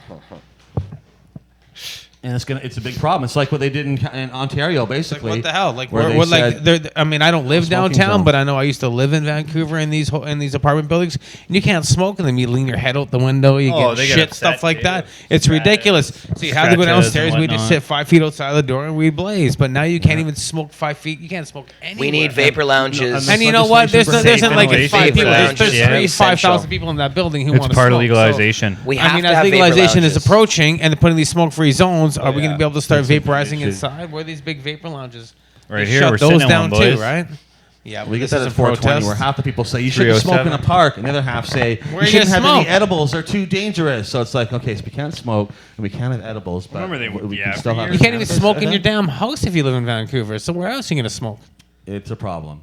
It's going to be a big problem, and It's gonna be you know, a huge problem, in my opinion. And the thing is also, medical users have extra rights than other people do, Thank you. and so it's going to be very difficult for them to enforce Dun, some dun, of this stuff. You got dun. a group of a bunch of people there, and some of them are medical, and some of them aren't, and Yeah. they're passing joints around. Well, I was just holding the joint for that guy. He's the medical user. Holding the joint. You know, it's going to be very I've been difficult saying to that whole time. Just enforce pass me the joint. I got make the people license. have their paperwork and stuff. It's better just to have an open system that everybody can Pass me access that bag of regardless weed. of medical need. I really think some public parks should have a smoking spot, and they should pick one nice so that the air flows in a certain way and it's not bugging anybody. But why not have a smoking zone in a few public parks in the city? But Like this Third would make Beach or it. something. This provincial legislation would make it impossible for a municipal government to do that kind of stuff. The provincial thing should say it's not allowed unless your city allows it, or unless there's give some leeway for cities to license this kind of stuff. And they create the situation you can't have any smoking any place anybody works, because you don't want to impose people. And it's sort of like, the waitress who works in the smoky restaurant and she gets lung cancer, she never smokes.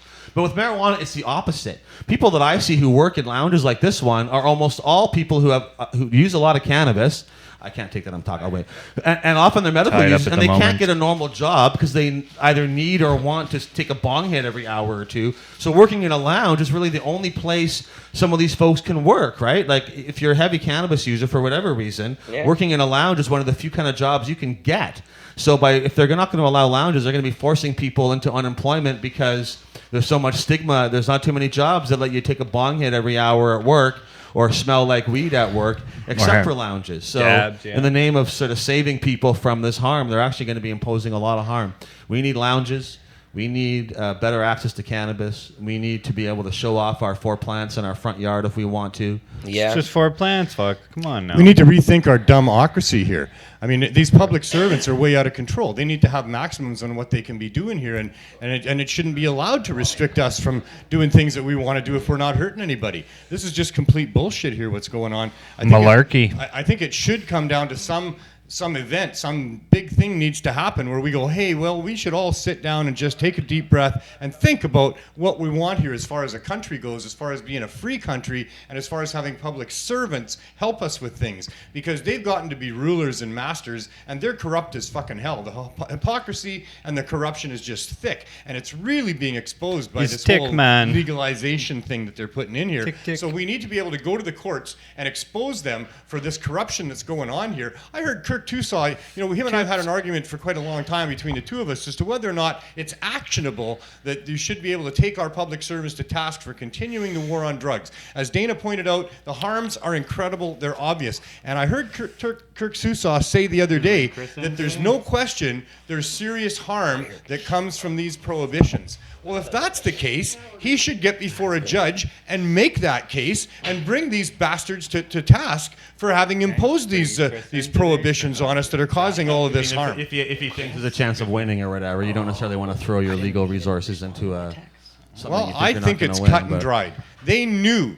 They've known for a long time. There's no justification in prohibiting cannabis. They're lying through their teeth about it because they want to justify it, but there is no justification. So they've known for a long time. The actual harms that's been caused are massive. They are massive. It's billions of dollars. It's millions of ruined lives. It's so much harm that's been caused by these laws with no justification. So they knew that they were causing harm. That's called mens rea. That's having the knowledge of doing wrong. And not just doing wrong, but doing harm. And then they continued to act on it. And that's a crime, in my opinion, because the actus rea combined with the knowledge that you're causing harm is a crime. And I don't know why lawyers don't get behind this and go after these people, because when you put on the side of a set of scales held by that older blindfolded woman the damage that can be proven to be done by the prohibitions against cannabis, that side of the set of scales drops out of sight. It is massive. And the other side of that set of scales is supposed to be to provide a penalty for the harm done on the other side. Well, these people are heinous criminals.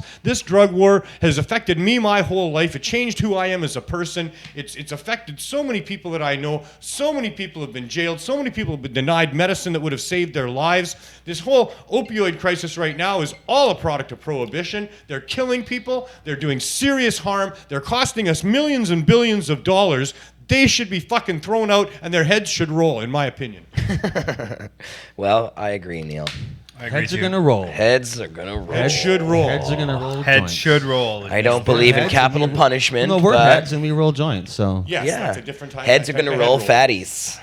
Fatty So- heads. Yeah. Yeah. And if No, we there's were- a lot of nasty stuff in here. If cannabis caused violence and people to think, unsocial thoughts and behaviors, well, holy shit, would we have ever cut their heads off a long time ago? But That's it more causes violence. peace and love and complacency and chill. And so we've taken it for all these decades while they've profited on us and harmed us greatly. And like I say, if we were an alcohol-based group or some other drug that causes violent thoughts instead of peace and love thoughts, Like a well, meth we group? never would have put up with this for all this time. It's 2018, for God's there's sakes. more. The Where's the science is anti-drug war clear. meth There's army? no victims. How do they fucking keep All Definitely night. need more I don't of think the weed makes you love. complacent. less of the head rolling, I'd more of be the way love. more angry about this if I wasn't smoking weed. I'll tell you that. And I'm Well, you know already what? pretty So passionate. we also have Freddie Prichard, who is available Talk now about a for a passionate Skype activist. conversation He's with Freddie us. more angry P. without weed. Yeah, if you think you're going to be angry, I can imagine what He didn't Freddie's have his gonna weed. say. Let's hear what more Freddie angry. has to say. Russell, Yeah. we can have Russell Barth on here. Let them going do for like tacos, guys. Your anger off And or angry, whatever. we You know? should, yeah. Russell Barth's Twitter is the more angriest pothead in Canada. I'm going for Russell Barth, tacos. I'm right? outta So here. Yeah, John's leaving. I'm leaving. Johnny's out. John's I gotta leaving. go. We'd like to say thanks, John. Thank you, Johnny. Johnny. It's not just that. It's just bringing it's the some way life is tacos. right now. It's just I have to go. His life is like that, We guys. love you, I came John. in here. We love No, you. not at all. I had to come in here, and I was very much coming down. He's here going to make leave sure I us had with some something to say. medtainers. Uh, Good. Well, no, traffic bad, everything else. Like Maybe. that. What's going on with YouTube? What's going on with give with away these or cannabis laws? have What's for happening ourselves. within our legislation stuff? Fight back. Talk about it. Spread the news. There you go. Puff and John pass. Burfello, find his YouTube Johnny channel while B. it's still around. It's fine by you doing. You know what? Copy some of those videos because some of them will actually do you some good. They Yeah. help me a lot. Put that I've in your copied them all. downloaded Well, people file. like In it. my You got fight- millions of hits, so Yeah. it's kind of annoying that they're doing this to you. Yeah. Views, but, how do you grow from seed? 3.6 million hits in the last 2 years. Sifty sift. Sifty. Well, thanks, Johnny boy. Thanks, Love guys. you, man. Always. I'm never gonna stop. I'm gonna move all those YouTube videos over to WeedTube, to Vivo. They're gonna be several different platforms you can move Okay. on, and Yeah. All of them. sooner or later, they'll just keep going, and you guys will keep growing. I would Yes, say sir. grow Yes, your own. sir. Thanks, guys. Alrighty. Peace. Thanks, Johnny. Thanks, John. So let's see if we can ring up our homie here, We call him And- Freddie P. Freddie P. The Colonel of Cannabis. And let's see. It's gonna go black for a sec as I put Is that a what we call source him in now? here. Stream. Let's see. It's a one-man smoke show. He is that. Benny wears the army hat. Where's the Skype? Colonel or something. Shoot, There it you know is. what? There Oh, it there it is. is. I don't know what's going on. Anyway. Video there. Who's this? Is he there? Hello. Hello, I Freddie. hear him. Hey. Hey, we got your audio, but we don't have your video. Don't see your face. I don't understand. You're looking better than you sound. That's There what might they're be saying. there might be a little video button that has an X over it or like a line through it. Can you see us? There we go. I think I There got you it. go. Gotcha. How you How's it doing, going? Freddie, man? Driver. Good. Good to see ya. Good to see you guys. I've been watching the show. Fire coming out of there. Real talk. That's for sure. Yeah, Good man. to see you, Cookie and Jeremiah. Good to see Dana and John Burfello and Neil Magnets. Thanks, man. It's good to see you, Yeah, Freddie. good to see you And always. you look great there. Actually, the stream looks good. Got the backdrop. It's the Smooth full flowing. screen. Yeah. Thanks for joining Awesome. us today. And obviously, man, you've heard, like you said, you heard what we were saying about it. I know that you've been picking apart some of Probably reading the hard. new regulations online. What are some of your thoughts on what you're seeing there? And well, first off, let's say happy 420. I saw you did some great work there. Some Thank cool you. pics and some great video. You did too. That was a great show of unity of bringing people together to throw off one hell of the biggest smoke show in farmers market in the planet, man. Like the report said in the news, 482 booths plus black peppers. Uh-huh. there was a It lot was more than huge. that. And so there's a Freddie lot more than actually gave out an award this year Oh, yeah, who for the won that? best booth, and I didn't get to see it That's what I myself. wanna But find Freddie, tell out. us about what happened there. Yeah, I mean, in a nutshell, everybody deserves an award to come out and show off their wares and act civil disobedience and sell their wares. But it was Endo Extractions, Oh, and yeah. I noticed they got a Facebook page, and they were really happy to get it. They had a great booth all set up with green grass carpet and fancy display cases. It was a winner. Cool. Yeah. So they had some cool stuff there, and it was Endo Extractions. Yeah. Very cool. And so you can find them. I guess just type it into They're Google. on the And, corner. No. and that's very cool, Freddie. I like the whole booth award idea. That was fun. And Yeah, there's video really of good. that. Thanks to refresh on Jade this one. Maple for doing that. They came out and sponsored that, so that was why I was able to do that. So Nice. thanks again. Always got to thank your sponsors CNL. CLN. over at CLN. Yeah, Cannabis Life Network. They did a Yeah. great job of doing our joint broadcast, our Pod TV CLN broadcast Yeah, on the everyone said side it of the was stage, hosted by Craig X. And Freddie did a lot of bits there. It was good stuff. It was a cool day. And a great footage those guys put together. I would inject hashtag Spicoli. Spicoli. With his Ryobi weed blower. Fucking smoke machine. Blasted me right in the face. Smoke machine. If you've seen the show, if you've watched CCN in the last couple of weeks, you've seen Spicoli because he comes on the show occasionally now. And he did come on last week's show. And he's hilarious. That guy is a character, man. But he made international news with that. There's like memes all over the place with his love cannon. And he just basically has a leaf blower that he hooked like a glass bell up to the back of it, like a bell jar kind of thing, and with a hole in the top that just like sealed up with duct tape. So the air intake is just this like glass tube, and he sticks it full of cannabis and lights it with a torch. So it turns it on. It's like whim. It just shoots a fucking smoke. cloud It of just smoke. burns the cannabis. Did somebody standing in front of that with their mouth open? Oh yeah. We did a segment. That was me. We did a segment down there with CLN. Then you're like, oh God, I can't breathe. I took it right in the face. Right in the face. We did a segment there, and I swear I got eye tokes. Serious eye tokes instantly. But of course you got to close your eyes. Yeah. Proving more and more every year that cannabis can't kill you. That's right. It can how hard we try. hurt your eyes though. Dun, dun, I don't know how were your That'll eyes be the with that next eye thing. toke. I mean, were they tripping? Spicoli's glaucoma, love man. cannon blinds 420 patrons. Can't even let him Blood bring that dripping in down from the face from the eyes. That's craziness. What happened there? Now it's Fucking Spicoli ambushes us one day, just comes in and blasts us through the door. Instant hotbox. We're like, instant hotbox. He said it was like an ounce to 2 ounces in a minute was what was burning through there.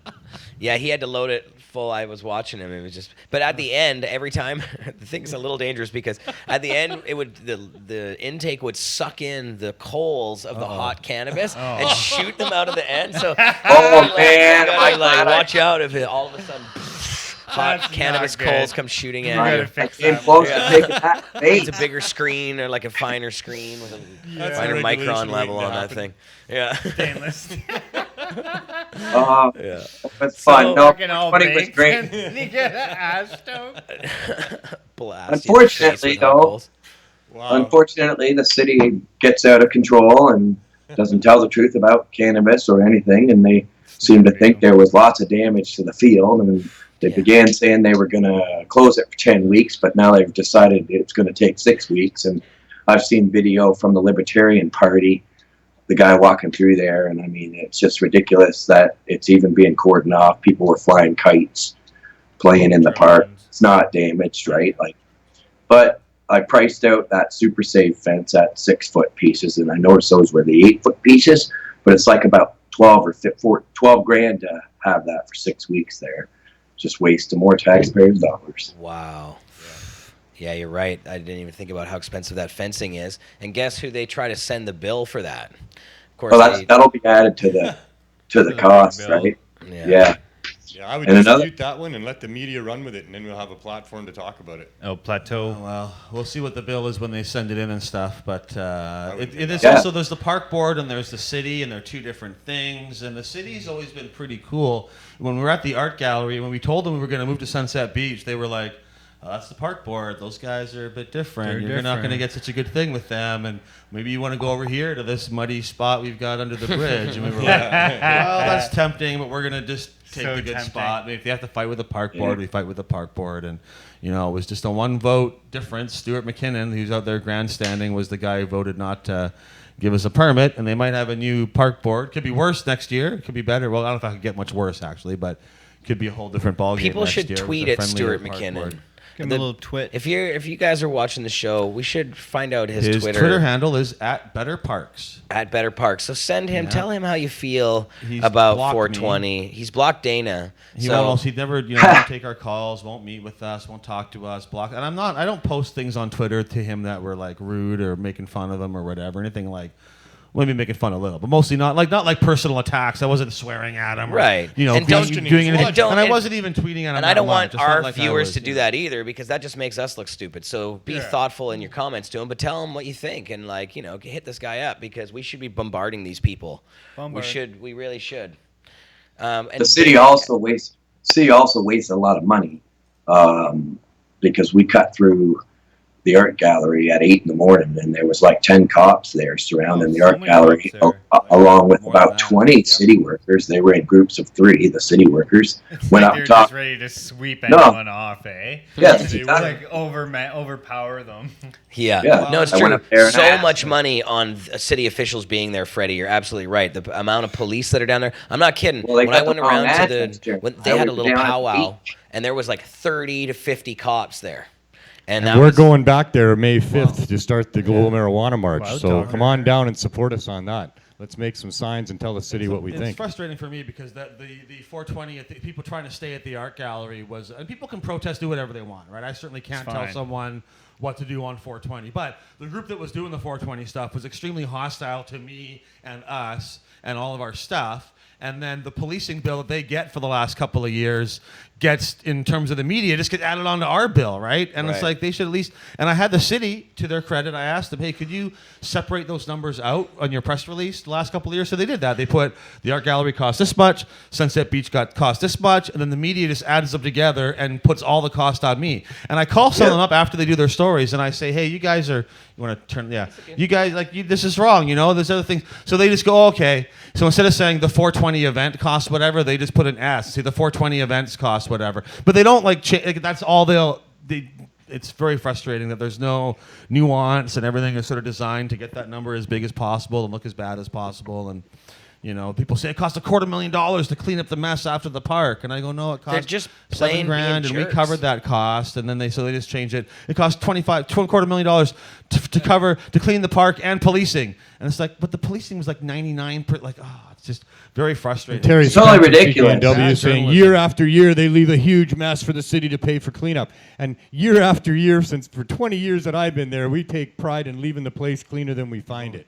Man, the place is a pigsty after fireworks. Everybody throws stuff everywhere and at the fireworks, and that's like all around. And they don't never make no big deal in the paper about how the city spent all this money to clean it up.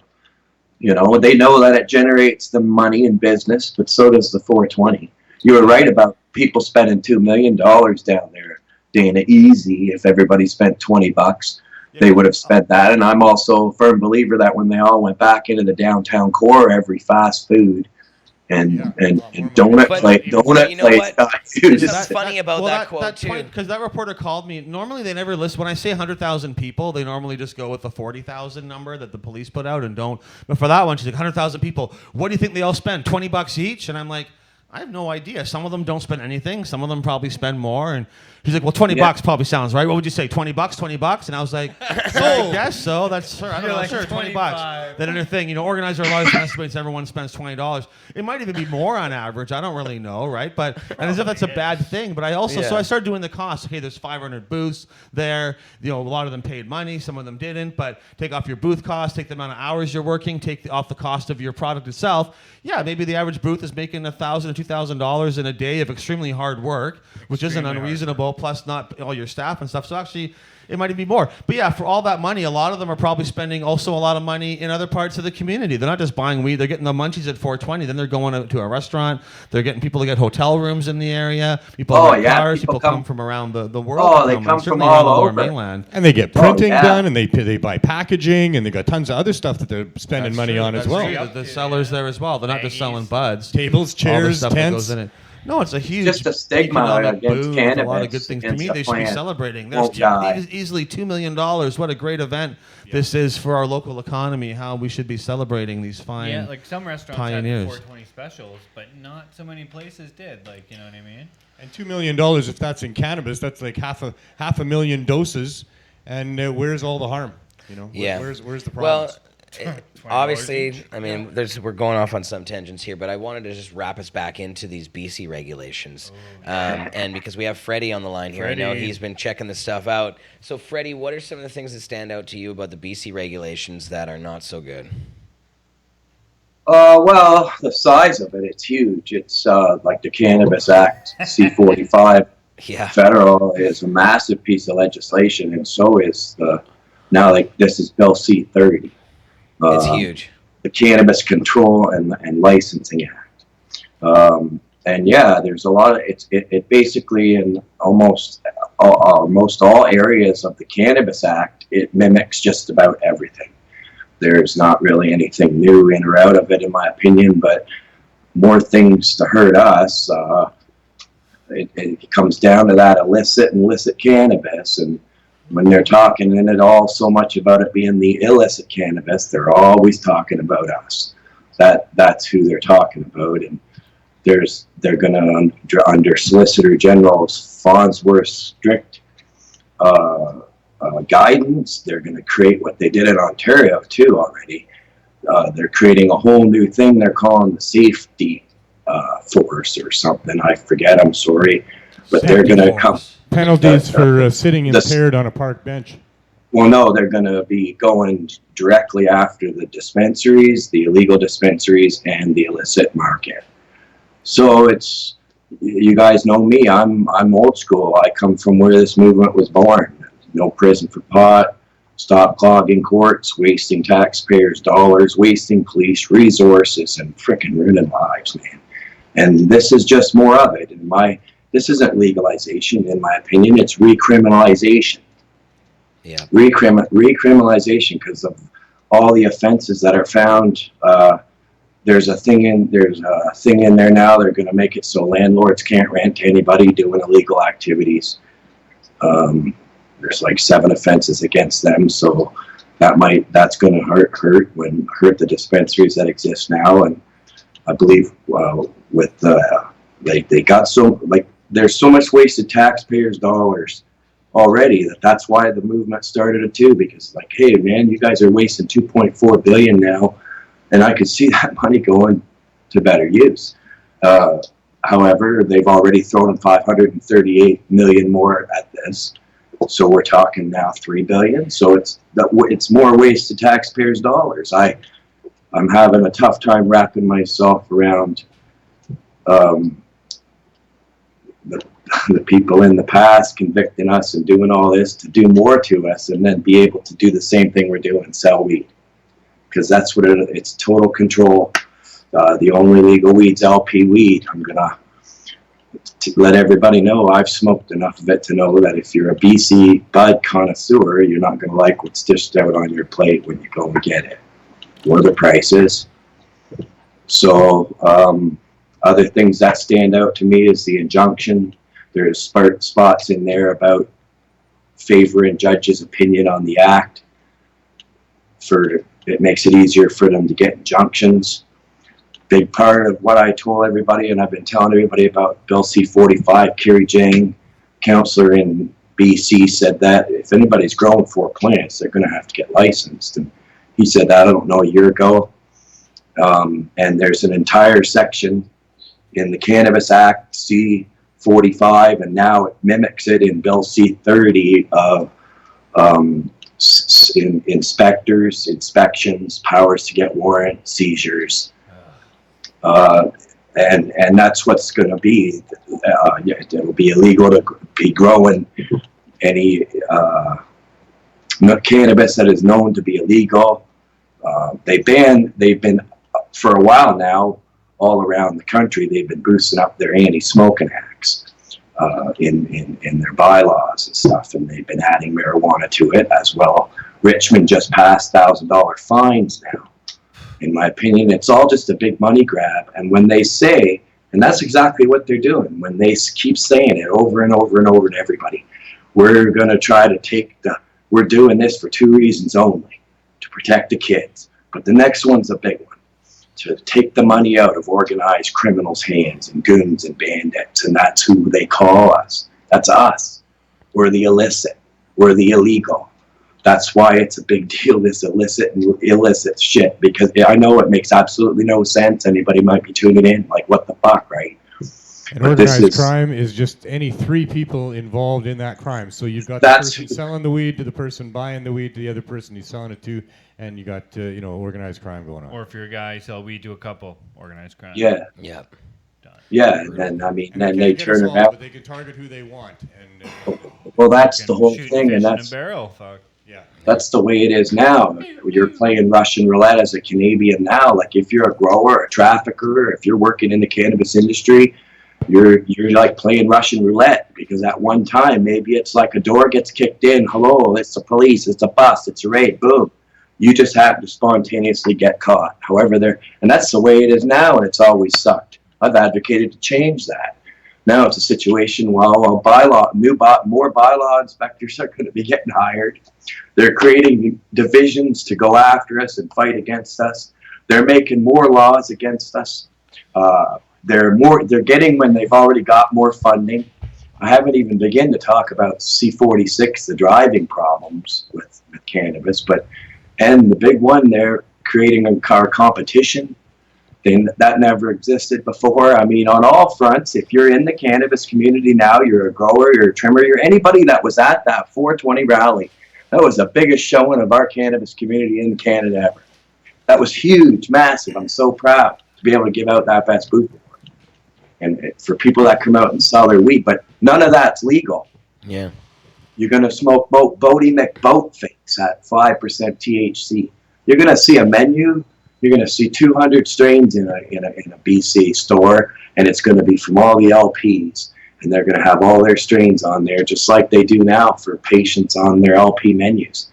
And you're going to see a lot of 5, 6, 7% THC. Approved now 21 sprays as of April 9th, 2018. Health Canada on their website has upgraded to another spray.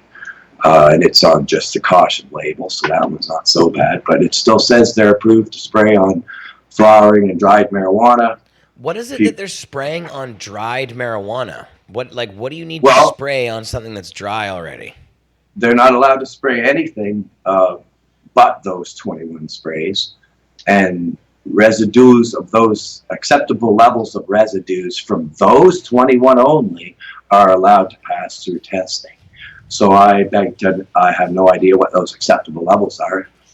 But what the hell is it? Like, what is it? Some sort of pesticide? It's a pesticide that they're spraying on a dried leaf. They're all flowers for powdery mildew, mites, different things like that. But every single, anybody who follows me on Google over there, I have the entire collection of all 21 labels of all 21 of those sprays. I'm really onto this one, and all of them are for fruits, vegetables, ornamental crops. And I beg to differ that acceptable levels of those could be brought through and then combusted. That's a big deal. And I know so because we were smoking illegal sprays, myclobutano, and we know, I know you know cannabis, and if you ever smoked a joint and you can automatically, ooh, that tastes like chemicals, man, yuck. Or it's burning all black and out and shit. You just know because if you're a connoisseur and you know cannabis. With people who don't know quality cannabis smoked it, and that's the patients. And we smoked it. It did that, and it came back 6 months later. It was recalled for myclobutano. So they're spraying sprays and illegal sprays. They're involved with class action lawsuits right now. Organigram and Metrum's tied up with over at Wagner's Serious Law Firm. They got a class action going against them. Hundreds of patients got sick, and it was all in the mainstream media. So I'm trying to, and then that's what's really disturbing as well, because based on a fact sheet that just came out from Health Canada on the health effects of cannabis, which is absolutely ridiculous. If anybody watches my show, I've read the health effects, short-term and long-term, from Health Canada. I've read them from the ones that just came out from all the psychiatrists. And I also read all the short-term and long-term effects that came out from all of the College of Physicians. And it's just absolutely reefer madness, blown out of proportion into a scare frenzy, schizophrenia, psychosis. Like, it just goes on and on and on. But what's ridiculous in here, since we've been talking about these pesticides being allowed to be sprayed, is a section now on risks of illegal cannabis. And it says there may be other health and safety risks associated with cannabis obtained illegally. For example, a THC potency of illegal cannabis is often unknown. So you can end up using a stronger product than expected. This could heighten or prolong effects such as confusion or anxiety. And I'll bear in mind, this just came after a whole bunch of terrible things were said about cannabis. But it says the quality and purity of illegal cannabis cannot be guaranteed and is frequently mixed with or contains pesticides, other drugs, heavy metals, molds or fungi, and other contaminants. But they've been often talking a lot lately in the last year on how dangerous our cannabis is. These people piss me off so much because they don't know anything about cannabis, first of all, and then it's just complete. It's like shit talkers. It's bullshit. These guys are assholes. Whoever Cookie got it.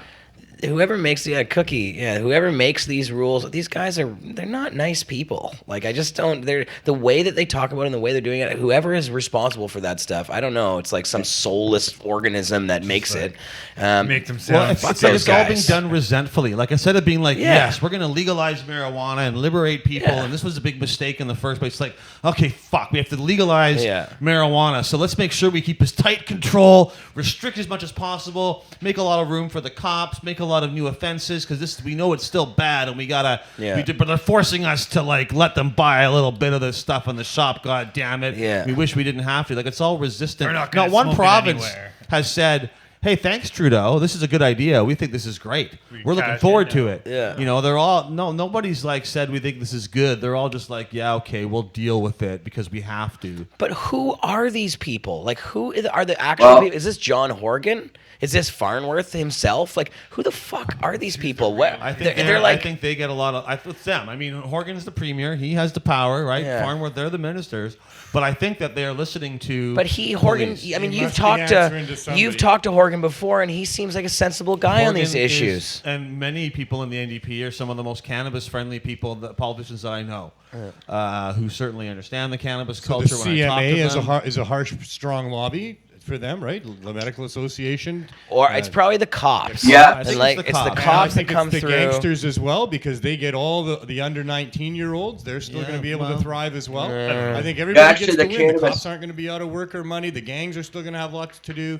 Yeah, everybody's winning. No, it's the cops, man. That's the biggest gang. I also feel like they figure that just saying we're going to legalize gets all the pot smokers in their pocket, because no one else is really calling them out. Like, the public perception we get is, oh, it's going to be legal. What are you complaining about, right? But the cops are in there like, got to do this, got to do that. So they figure they've already got us sort of covered, because all the stoners that we just wanted to be able to buy a gram in the shop and we're happy. Right. But, you know, and to a certain extent, that's maybe not true of us. But for a lot of people, like, who don't really follow what's going on, they just hear it's going to be legal. I can buy weed in the store. Well, that's great, right? And like, I can grow a couple plants at home. That's good. They don't know all the details, all the nuance, why it's. Oh, the sprays. Yeah, but they don't know you're going to see the sprays, and you're not going of our culture, and in a way, a gentrifying of it, or a weird sort of like washing of it to try to make it something it's not. You know, I will say that although all these rules suck and everything's bad, I do feel that over the next 5 years or whatever, they're going to get better. Like, I think they're starting out in a very tight place, and this whole, but it could be better. But we're never going to get less than 4 plants. Like, you know, once we can grow 4, the number's not going to go down. Some provinces are going to make it 0 and fight against it. But I do feel like, you know, and if they really start busting a lot of people for illicit cannabis and stuff, I think people who aren't really paying attention are going to go, wait a minute, what's going on? That's not, you know. So I do think it's going to get open, and also because people like us are going to keep fighting every day to make it better, and we're going to go to court, and we're going to break the laws, and we're going to keep our dispensaries going, and we're going to educate and make it so that things go forward. But I do feel like there's not going to be any. It's not going to get any worse. It's only going to get, I don't know. But we'll see what happens. Maybe we're going to win a lot of battles in the courts, which is unfortunate that they're going to waste our tax dollars to bring us into court. Well, and it's not even in the court of public opinion, and whenever they're taking statistics about things, because the statistics will continue to bear out that cannabis is a safe alternative to alcohol and all these other things. The real question, though, is not are the rules going to get worse from here on out. It's how are these rules that they're putting in now going to be enforced? That's right. Because and how we can change them before they get put in. Right. Because it's not done yet. This is not a done deal. This is a proposal. Yeah. There's room for change. It's a trial balloon. And so we should be calling, Fighting. Organizing, and letting them know, pick the top 5 things that we don't like and work on getting those changed. Or the top 10 things or whatever. But like, it's not going to be perfect. They've been trying some really stuff hard. We can't change, but let's pick some things that are big, Freddie, and work on getting those done. And we're going to have Freddie. Oh, He was saying they've been trying really hard to bust the dispensaries in this country, and the cannabis culture and communities is resilient, and a lot of them open up the next day and stuff like that. But we're at 345 dispensary rates now, And now they're planning, and Farnsworth just said in his speech yesterday that they were going to start a creation of a new unit to fight illegal dispensaries, and they're going to throw a whole bunch of money at it and illegal activity. So not only on top of what they have now, there's another unit. So I'm just telling everybody what I know they didn't like when I say it, but there's going to be a war coming to the dispensaries, or there's going to be a ramped up bust coming, or something's going to happen where when this act gets passed as well, now there's new legislation that will make it pretty bad for your landlord, and as well as easy for judges to get injunctions to favor that legislation. So there's a lot more worse things in that pie than freeing the weed, in my opinion, right? This is the big one, is this is illegal weed and this is legal weed. And the way that the legislation looks around 4 plants is, if I may say on that, number one, four plants just ain't enough. It's per resident, per dwelling, so everybody who's a couple. It makes it so you need to really kind of buy female clones because there's no room to seed and stuff. But the legislation makes it look like you'd have to pay for a license. And you'd go on a list. And it looks like the legislation says they're going to pay hire inspectors. Looks like the legislation says that the inspectors have a shitload of powers from A to N in the federal act, and mimicked again in the provincial act. All of this, all that inspections. Check out over at the One Man Smoke Show on Facebook. I have the links to the bills, and you can go down in there and check it out. I think it's from section 83 on to 92, a whole bunch of stuff where now those inspectors can enter it's mimicked exactly, almost word for word. The inspector can't enter your home unless you give him access. Right under that, it says, denying access. If you're denied access, but that inspector has any belief at all and says under oath to a judge, if he believes there's production, sale, any kind of marijuana in there, that he can get that warrant. So it makes them easier to get warrants now. They're hiring new people to come after us now. This is not a less taxpayer thing. This is more invested funds. And they're going to spend millions and millions. They already threw $161 million at the C46, which is the handheld testing units, to get us for driving.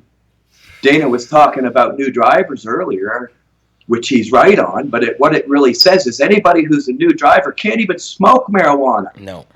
Because Ross Rebel Gotti, we had him on AJR. We talked to him on a show, and he was secondhand smoke at 17 nanograms. But hey, I should be able to get fucking blasted tonight. I want to smoke weed. I should be able to get up in the morning, be able to drive that vehicle. You know how many nanograms you're going to be at? And it's a zero tolerance for new drivers, so that means even you if don't you smoke ingest no it, weed, bud. Yeah. If you want to drive in this country and become a new driver, 17, 16, and you want to grow up and become a driver, you better not smoke weed at all, because there's no way that's going to happen. And they're totally making it mandatory that, hey, the cop can come up. There's no more reasonable cause. They're changing all that too. I'm demanding a swab. And that's what's going to hurt all of us. Because then it comes down to the same thing. It's automatic 90-day suspensions, side of the road, tow your vehicle. It's impound fees. It's fines. It's lost jobs if you need that license in the next 90 days. It's a lifetime ban from the U.S.? Oh, yeah. This is ridiculous. And this is not my idea of legalization. It's not less prison for pot. It's not unclogging the courts. It's not stopping those wasted taxpayers' dollars. It's not stopping ruining lives. Like, I can see where the driving is going to hurt us. And I understand the courts and everything, but I know the way these charter challenges work. Yeah. And man, it's going to take years and years and $1 million funding, and we'll have self-driving cars 4 years that. later, after so many It's not matter anymore. The self-driving cars thing. I mean, I don't know. That's not the best way to get around it, but that's coming too. That's going to change. Fuck that. I'm not going to drive a self-driving car. You're going to have to. No, you won't be able to drive a self-driving car. Within 10 years, cities will ban regular cars. Smart ass. Get in, bro. I won't ride in it neither. Yeah, so okay. Absolutely will. Sure you will. Yeah, I know. Probably. I don't want to. or You'll be able to bong it and anything smoke like weed that. and have sex and sleep and do Oh, whatever no, you they'll want come up with while rules you're in your against- car. No, you can't. In your They'll come up self-driving with car. rules against being in Absolutely. your car. I'm going to No, be smoking no. weed in my self-driving car. Fuck that. I'm going to be driving myself driving. I don't want no robot driving for me. Did you see that one recently? I know that the robot is smarter than me or whatever, but I will take my life in my own hands. Thank you very much. True. Other people's lives, though, right? That you're much less safe than a self-driving that's car true. is. They already Yeah. killed No, a they're couple gonna people. totally ban regular cars. I mean, this is Oh, yeah, off they topic. will. and Well, I now know, we're it's something just else. I totally just wanted to say ridiculous. that. I believe The you. technology Our Children grandchildren, Yeah, our they children will be activists fighting Steer back to the the weed, ban boys. on driving. But it's absolutely insane because if you go over to the short-term and long-term effects of what the psychiatrists have said now, the College of Physicians in Health Canada says on their website, it's like, holy shit, if all that stuff happens to you, then why the hell are they legalizing it? It totally doesn't make any sense. But either way, I just see more fines, more people getting caught up in the courts, more maybe lost jobs, towed vehicles now. I see all kinds of things that were going on before, and it's going to continue to go on later unless you're happy to go buy your weed from the large producers. Could be sprayed, and if it's not, it's irradiated. There go half the heads, the terpenes, aroma, and flavor. And then good luck trying to get a deal on an ounce if you smoke an ounce a week. Those places are going to serve up somebody who gets a gram here or there. Ounce of weed. Man, you're going to go in there like I a gotta patient cut goes back, to an man. LP. Yeah. No shit. Patient goes to an only LP allowed now to and they sell pay 30 straight grams on at a up. time. I Yeah, think I have that's to a go to the sin. shop every day to buy my 30 grams for the day.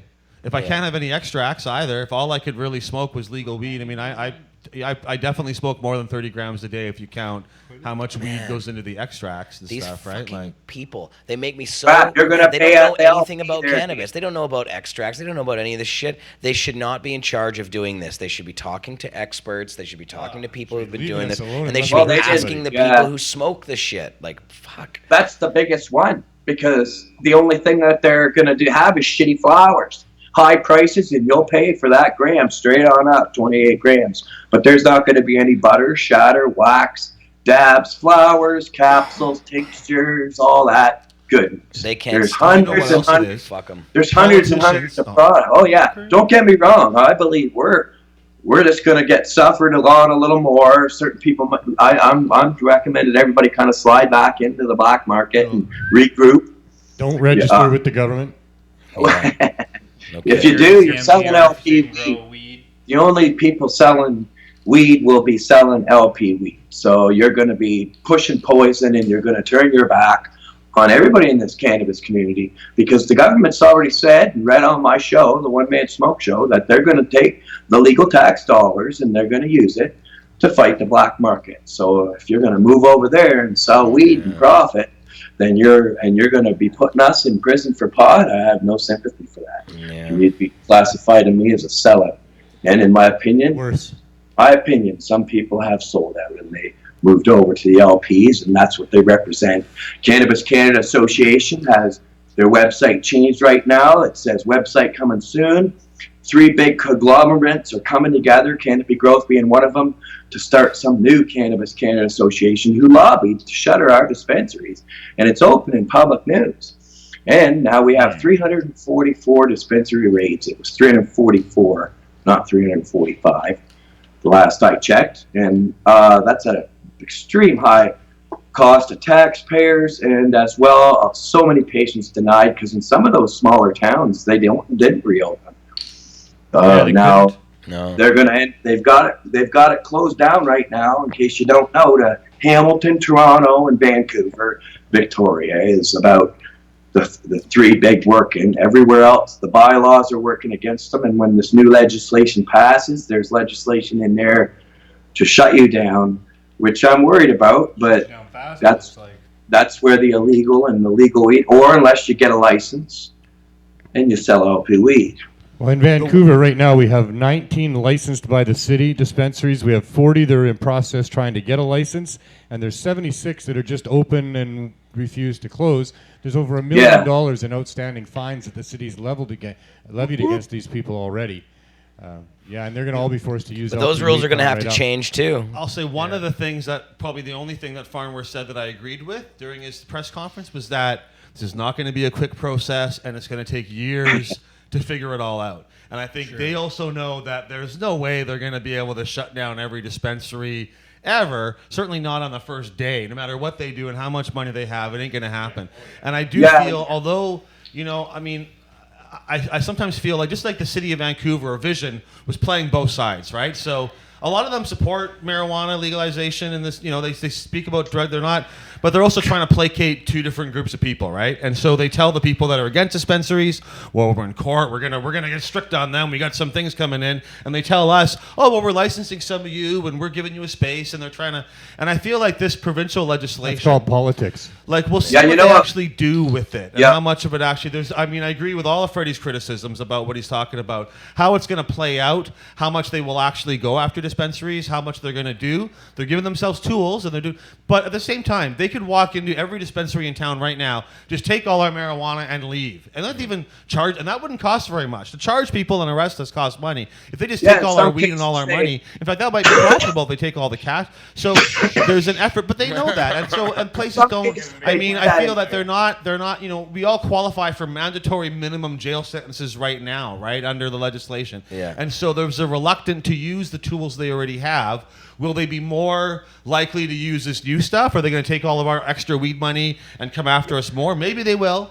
I'm not so sure that all the tough talk is necessarily going to play out that way. But I don't want to be like, say, I'm complacent or I think it's all fine. No, this sucks, right? But I'm not sure that just because they're saying all this stuff, they're necessarily going to do it all. Right. Because I think that for them, there's also a certain amount of, like, they know if they come in and start shutting down all the dispensaries in town, there's going to be a lot of backlash.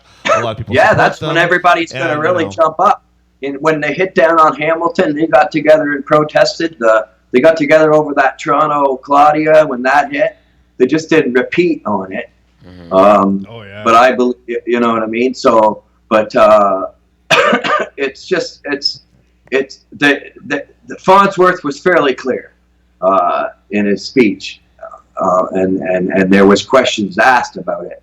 That and they've been pretty adamant up to this point that what was illegal before is going to be illegal now. And I believe the cannabis, like I stood there at 420 looking out at 500 booths, everybody enjoying weed, and I'm like, and I asked everybody in all my segments, are you going to quit when this new laws come in effect? And they're all like, fuck no, and no, and no, and it's I'm never gonna. I'm black market for life, and I'm gonna always do what I do, whether it's deeper underground or a little more up in your face. And so is everybody else in the cannabis community. We were born out of prohibition. And it sucked then. That's what we were trying to change then and now, because it sucks up till now. A lot more there's federal laws now and exactly mimicking provincial laws, so it doesn't make it any better. But we're still going to be there.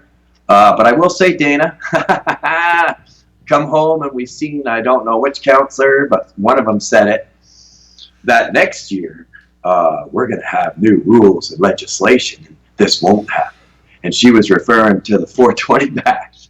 So I got thinking to myself, I thought to myself, well, that's going to be a good one. We're having it because there's going to be a lot of people coming down there. Of course it's going to happen. And I don't, they say that all the time. When they ask the city, they say, well, we're talking to our lawyers about it. Because they don't want to say, well, we're just helpless. We don't really care that much anyways.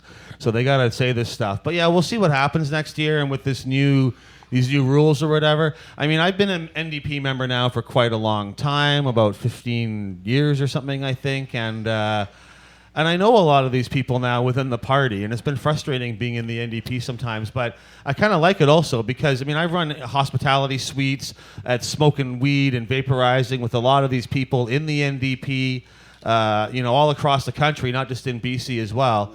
And I'm going to be at the front of the line doing the civil disobedience and challenging these things and sort of, encouraging them. So we'll see, how much they're willing to go to the line on this stuff and how much they're really willing to enforce these things against people that some of them have smoked weed with. Are they going to want to, put us all in jail or enact this stuff? Or is this just a bunch of tough talk to placate people? And we'll see. And, of course, these laws will remain in place. I mean, whether or not the NDP wins the next election in 4 years or 3.5 years or whatever it is now, they'll still be for other people. I think a big impact on what's going to happen with dispensaries in Vancouver and Victoria is municipal elections coming up. Yeah. Because, so far all the dispensary stuff's been municipal. The province stayed out of it. The federal government didn't really do anything, and it really depends by city. And we're not going to have, say what you will about Vision, but they definitely did make a space for dispensaries. Maybe they have caused some problems too and weren't perfect, but they could have been a lot worse as well as being better. And we got to remember, Vision's, highly unlikely to form a new government, and even if they do, it'll all be different people. It's going to be either, I think, the NPA or a coalition of lefty groups with the Greens and Cope and one city, and maybe it'll be both. But it could be a coalition of other parties coming together. And the NPA is a mix, right? I mean, they've definitely got some anti-cannabis rhetoric in there, but we've also had NPA mayors in the past who they didn't shut down all the dispensaries where they were in power before. It was a different scene, but they certainly, have had people. Sam Sullivan was quite open on cannabis and drug stuff, and Philip Owen became so. It might be why both of them sort of got kicked out by their own parties in a way. I met with John Kupar the other morning and had coffee with him. He said he's not against cannabis. John Kupar is an NPA member who's running for mayor, or he's trying to get the nomination. He's trying to get the nomination for mayor within the party, and against Wei Young, who's totally crazy and against cannabis. And I like that they're reaching out to the cannabis community. I want to see them put stuff on their platform and not just have private meetings where they say stuff for which they're not necessarily accountable. Right, exactly. Sarah Blythe is running for city council. I don't think she's going to be with a party. She's running as an independent, but she hopes to be part of the union groups that endorse all the candidates that they were going to pushing. She wants to get on that list, but Sarah runs the overdose prevention site in Vancouver. We provide her with a lot of cannabis products to give away and sell to people down there. She was elected to the park board twice by very good margins back in, I guess, the early 2000s or so. I'm not sure exactly, but around there, I think she was elected twice. So, she'd be a great city councilor having that voice and a real friendly person on there, and hopefully as part of a progressive majority. And Adrienne Carr is, I still think, still debating running for mayor? Or she's trying to get, what we don't want is one NPA person and then a Green, a Cope, Vision person all running for mayor. We need one unified candidate for mayor.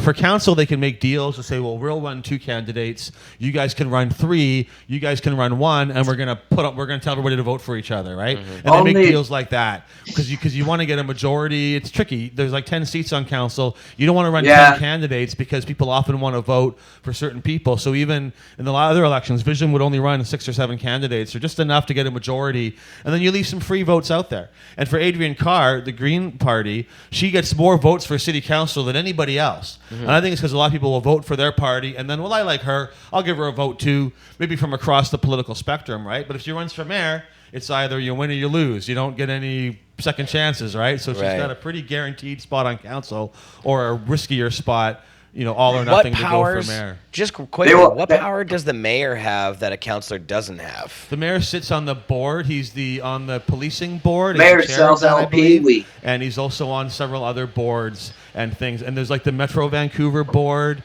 And I think so the mayor has other powers, but some cities have much more powerful mayors, and the mayor of Vancouver isn't super powerful in terms of what they can do, but I'm not an expert on that. I do know that we're the only city, or one of the only cities with parties at the municipal level. Most cities either have a ward system if they're big, so you vote for somebody out of your area, and it's weird that Vancouver, we just vote for a full list. So you kind of need a party because you're not going to remember 10 different names, right? So you got to have a thing next to it so you know who you're voting for. But I think I'd prefer a ward system as well in our city, but they've tried and failed. You're certainly right, though, that it's very important about what happens at the municipal level with respect to how these laws are applied and enforced, and other regulations as well. It's going to come down to thousands and thousands of different municipalities right across Canada, each one being its own little independent sort of country with respect to how it deals with its cannabis consumers. That's exactly right, Neil. That's exactly right, because that's what we've been told from the beginning. It's going to be federal laws, provincial laws, and municipal laws. So you haven't even heard from Vancouver City yet their proposal on cannabis, and you will eventually. Yeah, you're right. I want to make one point about this thing, because you're right. It's going to be all levels. And what's disappointing with this provincial stuff is that, I just want to make one, is that the provincial rules, they're allowing cities to be more strict than they are and to ban stuff, but they're not allowing cities to be more open.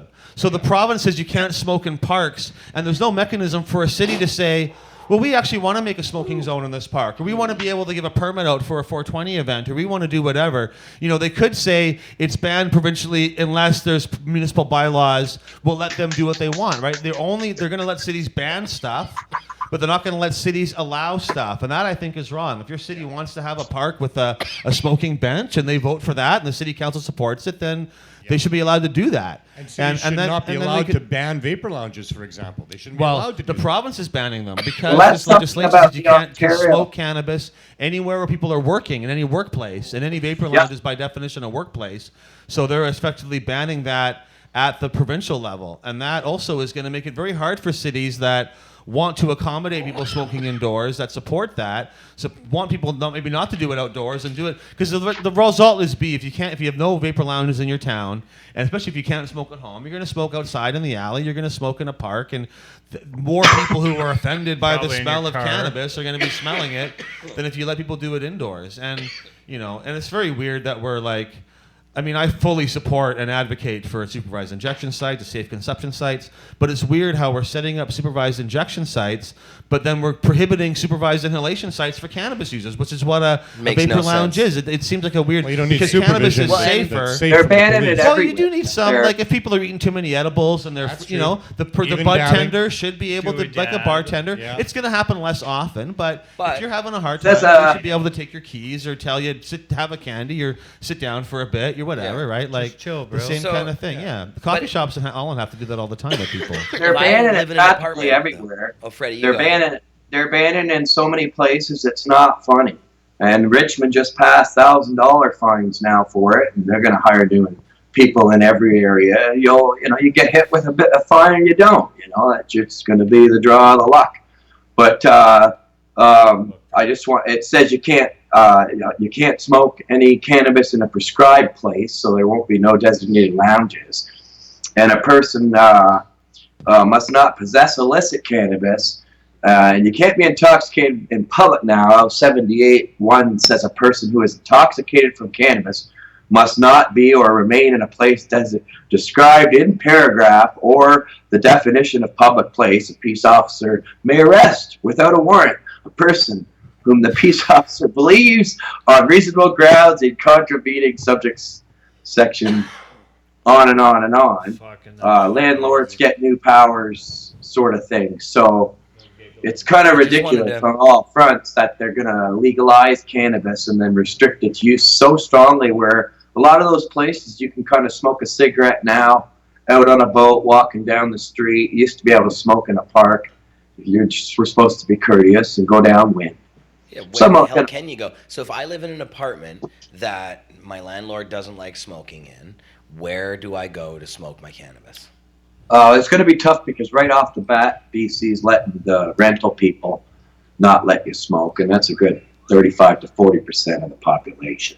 Strata, Homeless, you can't smoke marijuana. strata included, you can't. They're going to be able to ban. So that's a pretty big chunk of the Lower Mainland, that strata. And as well, 2 weeks ago, I guess it was, I did a show. The condo board is getting together because so they might do a ban on growing as well. They're going to make it really hard for people to grow those 4 plants, which is ridiculous number anyways.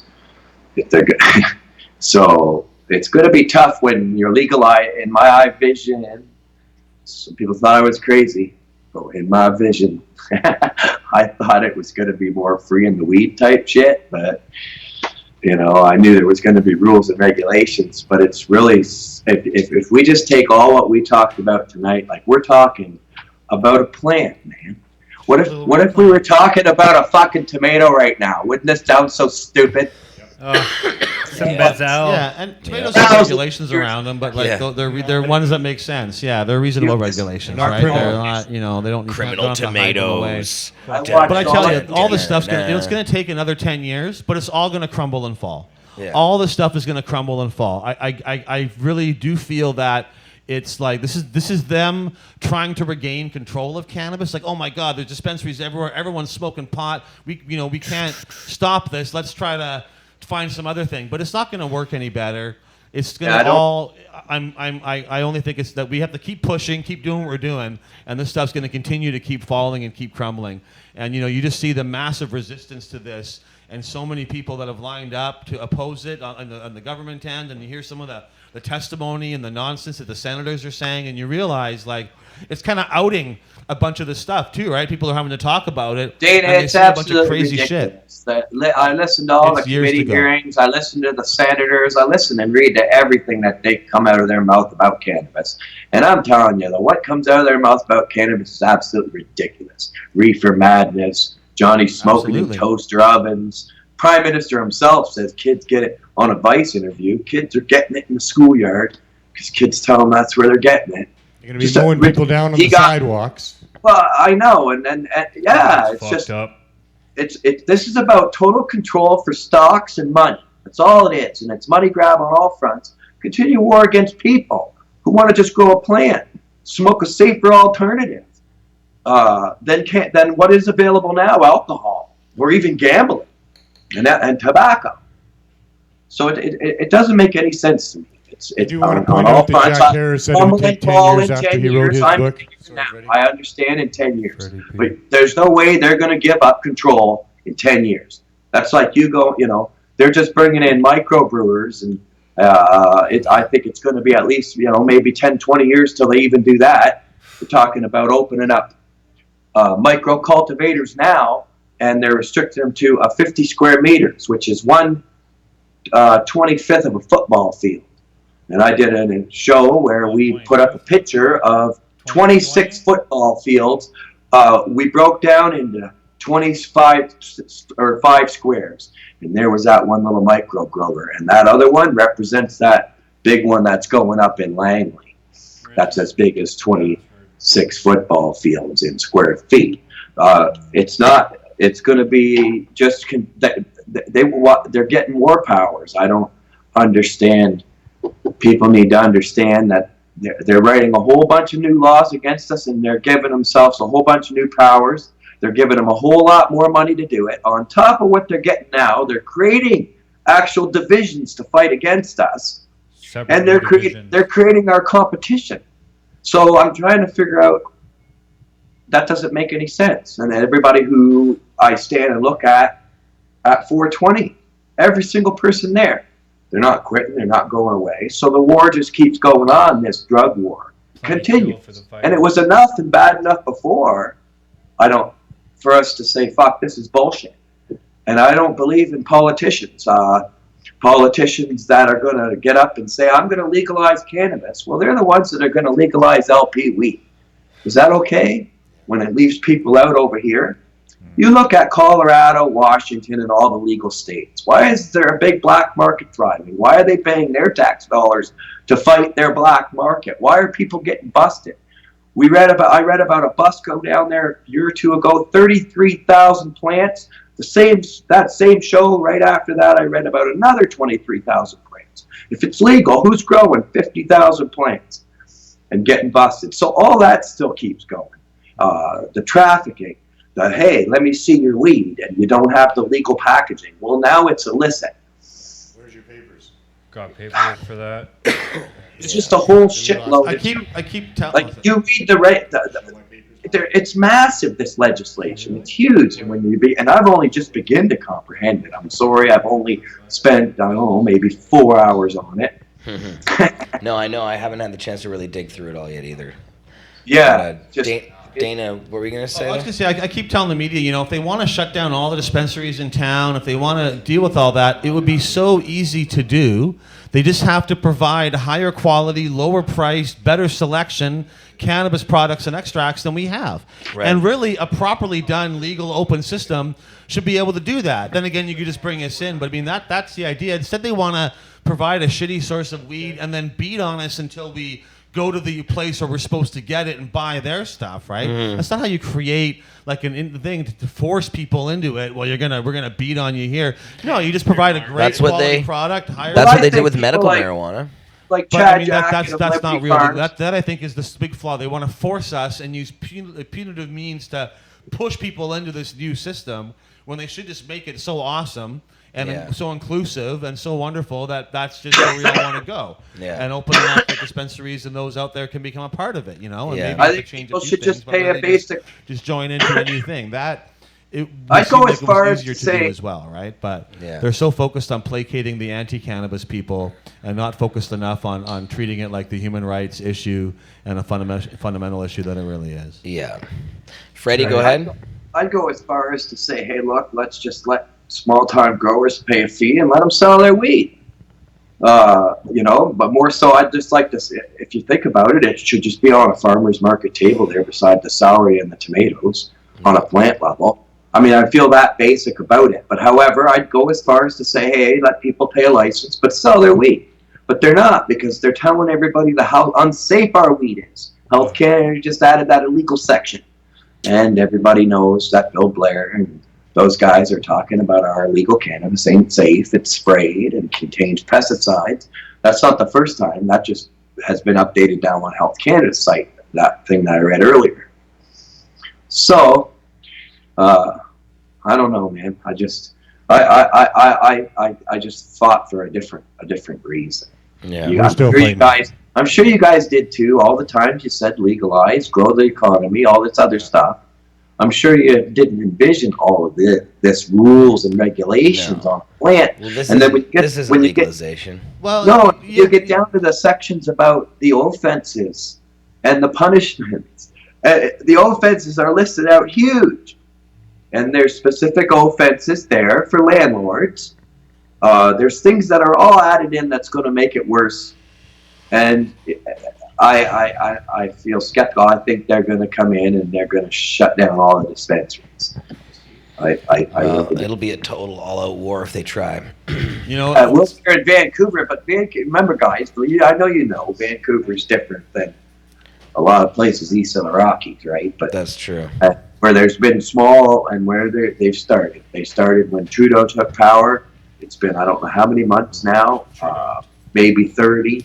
And it's 344 raids. That's a lot. And in a lot of those small towns, they're done. They're gone. They're done. Jerry Martin, Whitewood, Saskatoon, he's done. They got it, but where there's the culture of it in Vancouver and it's thrived, we've had that to a big advantage. And I don't know how they're going to try to place. I don't know how they're going to do it all to begin with. I'm just saying this is what they say, and it looks like they say they're going to do, right? We can only wait. We can only wait and find out really how the enforcement actually works and how heavy it is, where it is, and we're just going to have to keep hammering them. We'll keep fighting back. And they've been showing you guys because they've got 53 injunctions against dispensaries here, and you guys got way over $1.2 million in fines now that most aren't paying. But so, I mean, that's just, and then some of the injunctions started going through. One in Langford, BC, over on the island, that shut down their dispensary there. So the injunctions shut you down. The landlord thing shut you down. I heard Don Briere today say that he had a whole bunch of legislation shut you down. The special courts coming and don't shut you down. I don't know what they're going to do. Don Briere said he had about 40 tickets. Yeah, I tried to disputed say them different municipalities in different places, and he's won them all. They've all been dropped as they've come up. So he doesn't have any outstanding fines right now with 17 dispensaries open. So that was pretty good. There you go. Good. Awesome. Yeah, we do have good lawyers on this stuff, and actually, he said he's got an injunction even against with the them now injunctions, there's a test case. Freddie, we're working on a test case actually that a bunch of the dispensaries in Vancouver getting together on, that we would basically challenge these injunctions. And so that's going through, and we're working on that right now. And you know, I know everybody likes it when I make comparisons to the Pride and LGBT community, but in many ways, you look at that history and like the ending of the sodomy laws. People still sat in jail for many years after that law was repealed for having the crime of being gay or being incurably gay and stuff. It took decades before we got between like stopping the criminalization of people for having gay sex to like gay marriage, which was kind of, it's still not the end of that journey, but that's like the other big milestone on a very different kind of one, right? More like a a stigma and acceptance thing than a criminalization thing. And I think for us, I mean, it's not an exact parallel, but like this is the beginning of a long process, and we're not going to get the kind of legalization we all really want. It's going to be a long way away from that kind of freedom. It will come in our lifetimes, Neil. Well, hopefully we'll all live a long life, but I do feel that it's coming, and I feel it's going to accelerate because I think the stigma around cannabis is reduced when it's legal. There's a lot of people who are just like, it's illegal, it's bad. Now it's legal, it's good, or it's allowed, that's okay. And so I think it's going to get easier, but we still have a lot of work to do. But I do think that LP weed in your pocket, over the they'll next say. while, but we'll see. It's Because people who aren't paying attention are going to be pissed when they see what really happens. Yeah. It's what was that, Freddie? Yeah. Well, inspector come by, knock on the door. I need to see your 4 plants. Oh, I see you got those rings around there that you're supposed to have, so I know that they're legally LP weed. And there's your barcode, so we can scan that too, because it's going to be a whole cannabis tracking system. I wonder how they're going to engage all that. But ridiculous, I know it sounds, but I believe that you'll have to be licensed and you'll get inspected so that and then there's legislation there. It's illegal for anybody to be. Well, and it's going to vary by province. So not every province is going to do the same stuff. Quebec's trying to ban it outright, right? They're just saying no cannabis here at all. Growing is allowed, right? So some provinces might try that. I do feel that if there would be a backlash against that kind of stuff too, that not everyone's going to just go, oh, well, that makes sense. People are going to say, what? Like inspectors, even people who aren't growing weed, I think, will also, be so. They're going to try some of this stuff, absolutely, and it's going to vary between provinces. Some will try more than others. Some won't care. It might end up being by municipality and stuff too, in some ways, right? Where some cities are going to try to ban places or ban growing or put barcodes on it. But that's not like the end of it. Like we just have to accept all that stuff, right? I'm not saying that, but this is what the legislation says. My 5 seedlings or whatever with me at all times.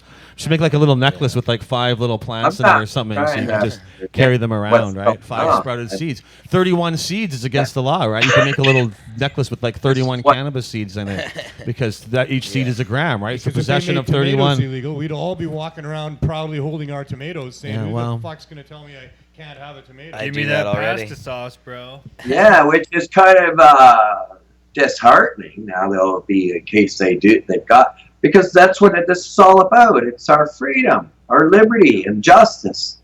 It's about being and this gives cops way more powers, gives inspectors a creation of an entire new inspection boards, which it does say in the BC legislation, almost mimicking from the C-45 bill, where it's Section 82 on. Check that out in the bill there, Dana. It talks about inspectors and enforcement, but either way, I don't know, man. I just, like I said, I didn't expect it to be like this. Thought we were going to have a little more freedoms. Thought we were going to be able to compete. Thought we were going to be a part of, and it's all comes back to illicit cannabis. There's going to be a legal market, and there's still going to be an illegal market. So everything we were doing before is same against us, but even more, because there was hardly much in the Controlled Substances and Drug Act. They're taking that out and they're putting it in an entire new Cannabis Act federally, and then they're putting it in a Cannabis Control and Licensing Act on the provincial level. Yeah. Eventually, you'll hear your municipal levels, and we'll see how they're going to do it in Vancouver on those 4 plants. But let's be realistic. Come on, man. Who the fucks can grow 4 plants? I smoke more than that, and if you wanted to make extracts and edibles, and everybody who's married and a couple, it's not enough fucking product. And then I want to fucking maybe play with a couple strains, or I've got to make clones for my next go and have a little veg area or whatever. Can't do none of that with 4 plants too easy. Can you? No. I got 10 years growing experience, and I smoke more than that if I'm making concentrates. No, it's kind of lame 4 plants. Well, all of it's lame. But still, 4 is better than 0. I mean, it's not as good as 40 or 400 or infinite, which it should be. Prison's better than execution. Yeah, you can get some prison for prison's better than execution. That's true, man. I mean, Yeah. I agree. If you get rid of the death penalty, and you don't, that's a good thing. It's all directional. Oh, but yeah. like, doesn't mean that You can that's see those free plants. You can All get right. Fines are better than Well, prison. It's true. You know what, plants, Freddie? you can see it. Freddie, I really appreciate you coming on, brother. I'm going to You're wrap the show awesome, up. man. I think It was we've great. hit all the bases today, and we're going to come back to it. I know we got a lot of fighting to do, but Well, I can talk about this for hours, Jeremiah. I'm really political, and I'm really dissecting what's going on our way. And you haven't lost this, your this YouTube part account about yet, have you? what's that? You haven't lost your YouTube account or have any strikes against you? Yeah, I've been striked against. I can't. After 11 years, I got well over 1 million views. I got a strike against me, and I'm prevented for the next 90 days for doing live shows. I guess it's down to another 70 days. Yeah. But yeah, everybody's getting hit, and that's another thing. They're trying to silence us. It's a fight against the front because it's a lot of cannabis channels, big ones too. Always. They even took down Custom Grow 420. He had 1.5 million subscribers. Yeah. I think I talked to Ramo at 420. He had 150,000. Yep. You know, they didn't give him his silver play button either. Bastards. Supposed to get a silver play button after 100,000 subscribers, and a lot of weed tubers who go on YouTube, they've been getting them at 100,000. Huh. And then they turn around and have their channels banned. Yeah. But they're trying to silence us. This is about our freedoms, our liberty, them having more control. I believe we need to unite on all fronts, like Dana makes reference to the gay and lesbian community, where they actually stood up and marched. And I'll be honest, I'm skeptical of what we're doing here. We have a beautiful crowd of 50,000 people down there having a great time. We didn't march through that city. We didn't shut down any streets. We didn't make a fuss, and we didn't say why. Because why? We need to stand up against these bills and these insane laws against the plant, which we said before. There was a few little tidbit laws before compared to all this legislation. I mean, this is whether what we do or what we don't do, that don't matter. I report on the facts on what they say they're going to do and make legal at the present time. And on that note, though, Freddie, we do have the Global Marijuana March coming up on May 5th Which here. is what I was going to say. We don't go out. Where is Vancouver? Come on, let's go. Let's get out and march, because the last 5 years running, Jer, all you guys sitting there right now, you know. Yep. You know there's 150 of us. Yeah. 150 of us. We didn't promote that at 420. We didn't have posters. Now here we are the last week. No, we for the did global promote march it. and say, We're you gonna- know, shove Bill C-45 right up your ass. We are making posters Shove right Bill now, actually. How much people can 46 up your ass. Shove up now. There's Bill C-30. We need to be included. We need to stand up for who we are in our culture, just like that gay and lesbian culture that Dana's bringing reference to. And I've got to say, as a Canadian cannabis activist, we are not representing that properly. I know you might be not liking what I say, because I know you guys are busy. But we need, this is the time, this is now, because they're not even listening to us. They're talking such filth in there. We need to be outside demanding who we are. We will be included. I know, Neil, you know what I'm talking about, because you talk the same way a lot of time, and you've been a lot of inspiration to me. And be honest, we got 50,000 people selling their wares, buying weed and smoking it. And then when it comes down to the laws and everything else, there's 150, 200 of us. It's great. We have a great time. If we I've been march to that the last crowd. time, but we're not making a set up point. the weed booth somewhere else, and then like have them all come to Sunset Beach. And they go, surprise! The weed is all down at City Hall. And make them all We walk should've down to City Hall. That'd probably be the get them all So I marching. think they're Or have going to like fight a back. big string out And front, next- and we can a big joint when they're walking. They get the big, the big. Yeah, carrot. like a. Pounds isn't given away till we get to City But Hall. Freddie's not wrong. Yeah. Freddie is I'm a not fighter, wrong. I'm a fighter. And I don't think that we really did take advantage of that crowd as much as we should have with respect to talking to them about a number of different Just things. pound it into them like Well, I every. mean, This everyone driving spoke thing's should have been gonna be like, bad. Our Alright. activist it's speakers. fucking, We did. marijuana. I don't know what and we else did we can speak to do. it, but Lots of people did We're going to say need to that. kick Any up. All I'm ideas? saying is What else pick can we up do, our guys? game. Shock Let's treat ramp it up a little. more I signage. think it's time that because I'm telling you, man, it's just, we'll see who gets hit. Because I'll tell you what I really see coming, because I've been good at predictions. People who watch my show say, what are you, insane? And then it comes true.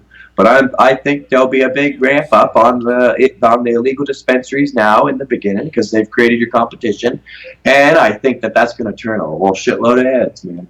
And everybody's going to be all of a sudden on board for something. And we probably will have protests. We will start coming back up strong, but we might get going at it now and let them know who we are, why we are, what we are, and what we want. I mean, come on, we're all still considered illegal, so I'm trying to figure out, well, how does this legalization include us? Well, it doesn't. We It's need very a lobby clear. group against these rules You know, that can really bring up. I'm here saying partly like, oh, they're probably not going to enforce this stuff to the full extent, but I kind of hope when they do, in a way, because that would create a backlash. You know, if they really are putting UPC codes on everybody's weed and stopping people on the street and shaking them down for their receipts and giving them tickets and stuff, if that fully manifests like that, people will be upset if they pass this stuff, but they don't enforce it on everybody, and they only maybe enforce it on some poor people and marginalized people, and in other places they don't, and it's like kind of like cannabis is now. You know, then people don't care so much, right? Because most people, especially in cities, can buy pot and smoke pot and never face the touch of the law, especially if they're white people, middle class people, right? Like you don't, you know, if you run a dispensary, you'll get raided or whatever. But if the average person and now they can even go around. There's all these places to buy weed from, all the dispensaries that are around. Maybe we need like a bit of a pushback on people to get them pissed off and then push for the kind of legalization that we really want. So maybe by next 420 we will match that crowd. They don't talk about us. They don't meet with us. They didn't bring us into Parliament. A couple of us they did, but come on, they're not listening to us. When they talk about cannabis, it's off the wall. None of them know how to dab. None of them know how to roll a joint. None of them know what weed looks like, sells. None of them know the cannabis culture. They never came down to it. They never went into it. We're not there representing. So it's like they're not listening to us. It's very basic.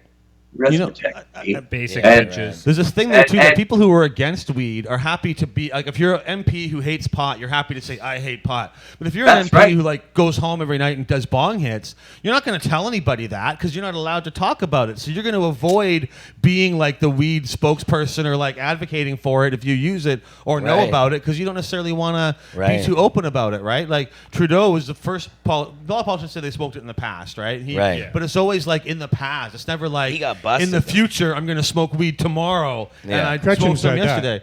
Christian said that. Yeah, as soon as I'm not that's another big one too, and none of them smoke weed. Not a single one of them. They don't know. There, but big French. Yeah, but I think that we need, you know, that stigma makes it a problem that people who really do know about the weed culture, and we do have some MPs and MLAs who are more friendly. They're not usually the powerful ones, right?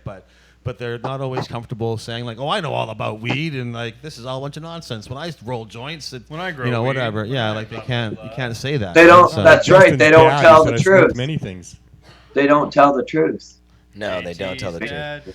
Well, we just got to keep on fighting, and we will, and we'll see what they throw at us. And once they do, we can figure out our strategies. But good work, Freddie, on everything, and it's great to talk to you and have you on the show. We got to do this more often. Always. We'll touch base with you and see what you think about the progression once the hammers start falling on things. Absolutely. Good to see you, Dana and Neil and Cookie and Jer. Good to talk with you guys about some serious stuff, and I'm always talking about this.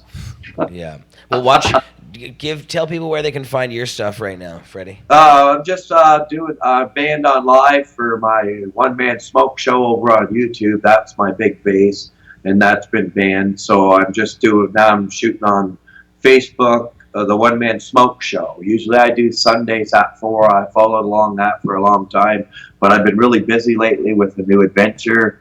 Don't want to say anything about it right now, but it's taken up some of my time. Right. And what was I going to say? Yeah, so just the one-man smoke show on Facebook. I keep that going all week. For those of you that want to come over there and like what's going on with cannabis in Canada through the week, I keep up with the relative stuff there. So I'll share a dispensary raid after it hits every 10 or 15 over there too. Yeah. But stuff like that, and keeping people up through the week. And then when I do I'm still I don't do a week every Sunday at 4, but I am trying to go live once a week. I think I'm going tomorrow in the later part of the day, sort of thing. And I try to keep up with something live once a week, but it sucks because YouTube was my platform and it fucked me all up.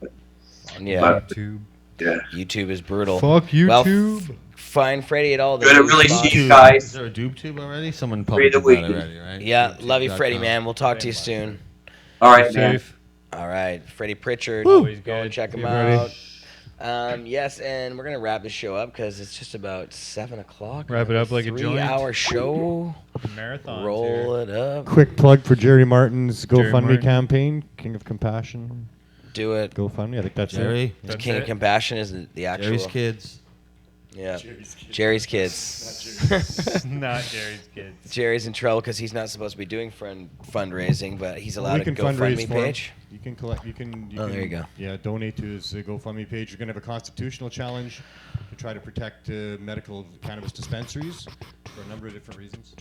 That's It's very good. discriminatory to have it only online for medical patients. Some people don't have a computer, they don't have a bank account, or they don't have even a home. Maybe Many they don't other even have reasons why fingers. People need to have, actual dispensaries. They need the one-on-one contact. There needs to be vapor lounges for these people, consumption sites, and those types of things. So all that's going to be covered with Jerry's constitutional challenge. So fund that, please. Go fund it. Jerry. Go fund it. Cannabis Jerry. Substitution Project. We're into like our 65th week at this point. Nice. Or event, actually. We've gone to twice a week now for the last month and a half, so that's pretty good. We still need people to help us with donations for edibles and stuff like that. The demand is quite intense. So. Yeah, And check where do that they out. get a hold of you for Neil getting Magnuson. donations? Yeah, check it out. Cannabis Substitution Project on Facebook. There's a page there, or contact me directly. Neil On Facebook? Magnuson There you go. on Facebook. Sure. And Dana Larson, thank you very much for Dana. coming on as usual. It was a good solid block today. It was a big one. Block party. And we'll have you back to talk about more all the fun in the cannabis industry. And all Always the so much to crazy talk things about, eh? out there, and this Canadians transition into legalization. Legalization quote, unquote. time. The new prohibition. And thank you, Cookie Man. No problem. Thank you. Yep. And Johnny, who did come in today, Now he's having Briefly. tacos or some shit. having tacos. Probably all And taco it up thank now. you all for watching. We love you very much, and we'll be back again soon with more fun. You can watch all the 420 goodies on pot.tv. Go and check them out. All the videos from the live broadcast itself. We did lose our sound for about an hour, or about 40 minutes to an hour during the broadcast, but that was all. Besides that, you can watch the whole entire 420, everything perfect online. Next year, we're going to have a backup audio copy directly off the main board, so that if anything happens, what happened was one of our Long and McQuaid boards, or we hired professionals to do all that stuff, but they had a problem with their board that they had rented, and so they couldn't figure it out for about 40 minutes though. So unfortunately, that means the video is there, but the audio was not. So That's fine. yeah, that's right. Yep. You'll have to lip read. Yes, Neil. Well, yeah, tune in next week. We'll be back on Friday, and tune into all the goodies on Pod TV all week long. Live shows every single day of the week around here. So check them out, pod.tv. We love you guys. Drug peace.